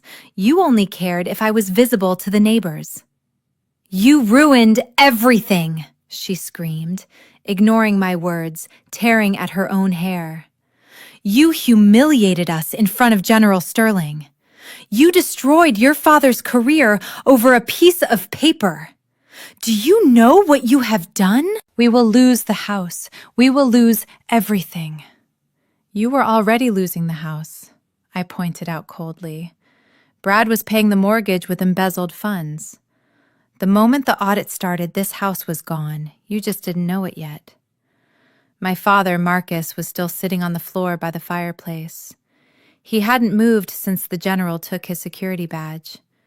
He was staring at the empty air, mumbling to himself, repeating the words "revoked" over and over again. Andre looked up from the floor, his eyes red and swollen. "We have nothing," he sobbed. "We have no money. Brad accounts are frozen. How are we going to live? Sophia, how could you leave us with nothing?" I sighed, reaching into the leather portfolio I had been holding under my arm throughout the entire ordeal. There was one last item of business, one last secret that needed to be brought into the light. I pulled out a thick stack of documents, paper clipped together, and tossed them onto the coffee table. The sound of the paper hitting the wood made my mother flinch. "I am not leaving you with nothing, Andre," I said, pointing to the stack. "I am leaving you with your freedom, which is more than you deserve." "What is this?" my mother asked, staring at the paper suspiciously. "That is a forensic accounting report of my personal credit history," I said, watching their faces closely. "It details 3 credit cards, Black Tier American Express and a Visa Infinite, opened in the name of Sophia Williams using my social security number, but registered to a post office box in this neighborhood." The room went deadly silent. My mother's face went from red to a ghostly pale. Andre stopped crying and looked away, unable to meet my eyes. "You thought I was a ghost," I continued, my voice low and dangerous. "You thought, because I was overseas, because I was estranged, that I would never notice. You forged my signature. You used my identity to fund your lifestyle when Brad's money started running tight. There is $50,000 of debt on those cards. designer clothes, spa treatments, and a down payment on a Tesla. My mother began to stammer, backing away. Sophia, we were going to pay it back. We just needed a bridge loan until the Vanguard deal went through. We did it for the family. You did it because you are thieves. I cut her off. You stole my identity, just like Brad stole from the government. Identity theft is a felony, Mother. So is credit card fraud. I could have the police turn this car around. I could have you and Andre put in the back seat right next to Brad. Andre let out a whimper, curling into a ball on the floor. But I am not going to do that, I said, looking at them with a mixture of pity and disgust. I watched hope flicker in my mother's eyes, a pathetic, desperate hope. Why? She whispered. Because unlike you, I actually understand what family is supposed to mean, I said. I am not going to put my own mother and brother in prison. Not because you don't deserve it, but because I do not want the stain of your names on my service record. I walked over to the table and tapped the stack of papers I have, paid off the balances. I said, the accounts are closed. I will not press charges. This is my final gift to you, the last thing you will ever get from me. My father looked up from the floor, his eyes focusing on me for the first time. He looked old, broken, a shell of the man who had terrified me as a child. Sophia, he croaked, his voice cracking. You are leaving? Yes, Marcus, I said. I am leaving. But where will you go? He asked, a tear tracing a line through the sweat on his cheek. You are family. You belong here. I laughed, a dry, humorless sound. I belong at the Pentagon, Dad. I belong in a world where integrity matters. I have a flight to catch in 2 hours. My team is waiting for me. I turned toward the door. The house felt smaller now. The grand foyer with its high ceilings and chandelier felt like a cheap set on a stage that had been struck. The illusions were gone, leaving only the ugly reality of 4 walls and the people trapped inside them. Sophia, wait! My mother called out, her voice trembling, shifting from anger back to manipulation. You can't just walk out! We have no income! Your father is fired! How will we eat? Help us, Sophia, please! You have so much money, you said it yourself. Just give us a monthly allowance, something, until we get back on our feet. I stopped, with my hand on the doorknob. I didn't turn around. I couldn't bear to look at her one last time. You have hands, Mother, I said, staring at the wood grain of the door. You have health. You can work. There are plenty of jobs out there. I hear the cleaning crew at the office building downtown is hiring the night shift. I opened the door and the cool night air rushed in, cleansing my lungs. General Sterling was waiting by the SUV, standing under the street lamp like a sentinel. The engine was running, a low hum of power and readiness. I stepped out onto the porch. Sophia, my father called out, his voice weak and desperate, practically a whisper from the floor where he sat amidst the ruins of his ego. I am sorry I paused for a fraction of a second, just long enough to hear the words fade into the night air. I did not reply. I did not look back at the man huddled on the floor, or the woman screaming in the hallway, or the brother weeping for his lost luxury. I walked down the steps, my head held high, my stride purposeful. I walked toward the waiting car, toward the general, toward my real life. I climbed into the back seat, and the heavy door thudded shut, sealing them out forever. Let's go, General, I said, looking straight ahead. As the convoy pulled away, I didn't look in the rearview mirror. I didn't need to see the house disappearing into the darkness. I knew exactly what I was leaving behind. And for the first time in 15 years, I felt completely and utterly free. 6 months is a long time in the real world, but inside the concrete walls of the Federal Correctional Institution in Cumberland, Maryland, time does not pass. It drags. The man formerly known as Bradley Evans sat on the edge of a steel bunk staring at the gray paint peeling from the wall just inches from his nose. He was no longer wearing the Italian silk suits that he had prized so highly.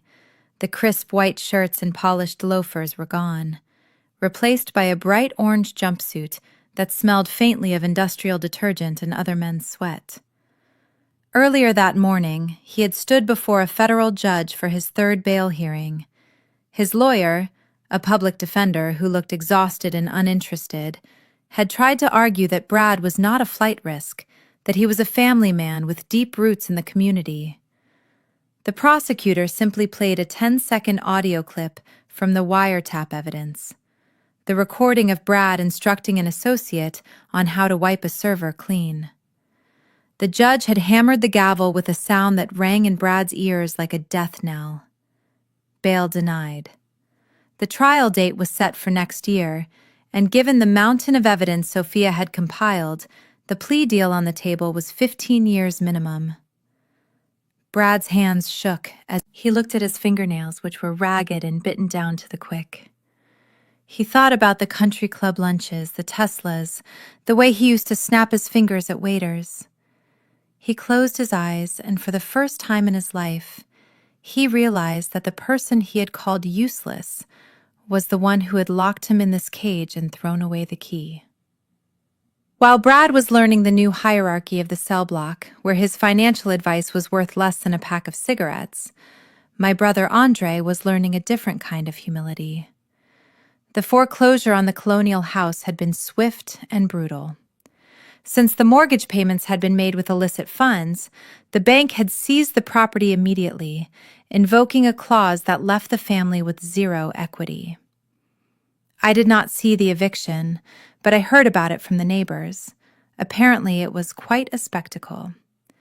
The repo truck had come for the Tesla Model X first, lifting it onto the flatbed while Andre screamed on the front lawn, clutching a box of his camera equipment. The neighbors, the ones they had tried so hard to impress, stood behind their curtains and watched the golden child crumble. Now, Andre spent his days standing behind a register at a discount grocery store 3 towns over. He wore a green vest that was too big for him and a name tag that hung crookedly on his chest. Beep, scan, slide. Beep, scan, slide. The rhythm of his new life was monotonous and unforgiving. I heard that last week, one of his old college friends came through his line, pushing a cart full of organic produce and expensive wine. Andre had tried to hide his face, ducking behind the monitor, but the man had recognized him, asking loudly if this was some kind of ironic social experiment. Andre had to force a smile and bag the man's groceries, muttering that he was just helping out a friend who owned the store. But as the automatic doors slid shut, watching his former peer walk out to a luxury sedan, Andre had slumped against the counter, finally understanding the weight of the work he had mocked me for doing. And then there were my parents, Marcus and Bernice. They had moved into a 2-bedroom apartment in a complex near the highway.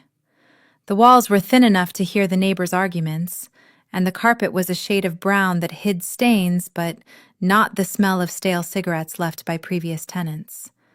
My father sat in a recliner that he had managed to save from the estate sale, staring blankly at a small television set perched on a milk crate. His security clearance was gone, his pension was frozen pending the investigation, and his reputation in the defense industry was obliterated. He was an old man now, aged 10 years and 6 months. His posture permanently stooped by the weight of his shame. My mother bustled around the small kitchenette, heating up a can of soup on a hot plate. She did not hum anymore. She did not arrange flowers. She moved with the frantic energy of a woman trying to outrun her own thoughts, trying to pretend that this squalor was just a temporary setback. "Dinner's ready, Marcus," she called out, her voice thin and brittle. My father did not answer. He just turned up the volume on the TV. The evening news broadcast was transitioning from the weather to national politics. "And in Washington today," the announcer's voice filled the small room, "the president has officially appointed a new senior advisor for national security strategy. This follows the successful restructuring of the Vanguard defense contracts, which saved the taxpayers an estimated $4 billion. My mother froze, holding the ladle midair. She walked slowly into the living room, drawn by the gravity in the announcer's voice. On the screen, footage from the Pentagon briefing room appeared. Standing at the podium, flanked by flags and heavy mahogany paneling, was a woman in a deep blue Air Force dress uniform. The silver eagles on her shoulders caught the light, but it was the steel in her eyes that commanded attention. "Here is Colonel Sophia Williams speaking," earlier today the announcer said.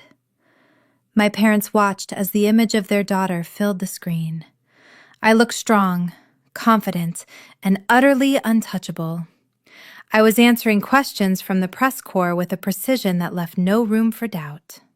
"Colonel Williams," a reporter asked off-screen, "what is your strategy for handling corruption in defense contracting moving forward?" On the screen, I leaned into the microphone, my expression calm. "My strategy is simple. Absolute accountability," I said, my voice echoing in the small apartment where my parents stood, paralyzed. "We will no longer tolerate those who view service as a means for personal profit. The days of hiding in the shadows are over." My father let out a long, shuddering breath. "Sophia," he whispered, reaching a hand toward the screen as if he could touch the ghost of the daughter he had thrown away. My mother dropped the ladle. It clattered onto the linoleum floor, splashing soup onto her shoes. But she didn't move. She just stared at the woman on the screen, the woman she had called slow, the woman she had tried to make a maid. And in that moment, looking at the power I wielded, she realized that she had been the slow one all along. She had held a diamond in her hands and thrown it in the mud because she wanted a piece of glass that sparkled a little brighter. 5 miles away, across the Potomac River, I sat in my new office in the E-ring of the Pentagon. The room was spacious, with a large window overlooking the Washington Monument. The sun was setting, casting a warm orange glow across the Capitol, painting the sky in colors of victory. The office was quiet, filled only with the hum of the secure server rack in the corner and the soft scratch of my pen against paper. I had just finished reviewing the final personnel files for my new task force. It was good work, necessary work. I pushed my chair back and stood up, walking over to the window. I took a sip of black coffee, enjoying the bitterness and the warmth. I felt a sense of peace that I had not known was possible. The anger was gone. The need for validation was gone, burned away by the fire of the last 6 months. I turned back to my desk and began to pack up for the day. As I reached into the bottom drawer to grab my secure phone, my hand brushed against an old shoebox. I paused, pulling it out. It was the only thing I had taken from the house that night, besides my uniform and my ID. I opened the lid. Inside was a single photograph. It was the one family portrait that used to hang in the hallway before they took it down. It was taken when I was 10 years old. I was standing in the back wearing a green dress, smiling shyly. My father had his hand on Andre's shoulder. My mother was holding Brad's arm. In a later photo, they had photoshopped in. But in this one, we looked like a family. I looked at their faces. My father's pride, my mother's vanity, Andre's spoiled grin, and my own hopeful eyes seeking approval that would never come. I looked at the photo for a long time, remembering the little girl who just wanted to be seen. I wanted to tell her that it was okay. I wanted to tell her that she didn't need them to see her because the world would see her. I stood up and walked over to the heavy-duty shredder in the corner of the office. The machine hummed to life as I approached, sensing the paper. I did not rip the photo. I did not cry. I simply fed it into the slot, watching as the faces of my past were pulled down into the teeth of the machine. The sound was quick and final. The machine whirred for a second longer, digesting the last of the glossy paper, and then fell silent. The family was gone, turned into confetti to be recycled into something new. I smiled. A genuine, soft smile. I walked back to my desk, picked up my coffee, and took one last look at the view. The city lights were flickering on a grid of power and possibility. They called me nothing, I said softly, my voice filling the empty room. They called me a failure. They called me a maid. They thought because I was quiet, I was weak. Picked up my briefcase and walked toward the door, turning off the lights as I went, leaving the office in darkness save for the glowing seal of the United States on the wall. But they forgot the most important rule of engagement, I thought, as I walked down the long corridor, my heels clicking with the rhythm of authority. Never underestimate the person who listens while you talk. Never underestimate the person who observes while you brag. And never, ever underestimate the person who is willing to be nothing, because when they finally decide to be something, they will be everything. I stepped into the elevator and pressed the button for the ground floor. The doors closed, sealing off the past. This is Colonel Williams, signing off. The mission is complete. My journey taught me that true power never needs to shout. While my family measured worth by flash and noise, I learned that integrity is the only currency that truly matters. They mistook my silence for weakness, unaware that I was building an empire in the dark. Your value is never defined by those who refuse to see it. Sometimes, walking away is the only way to truly rise. If you have ever had to build your success in silence while others doubted you, hit that like button and subscribe. Share this story with someone who needs to know their victory is coming.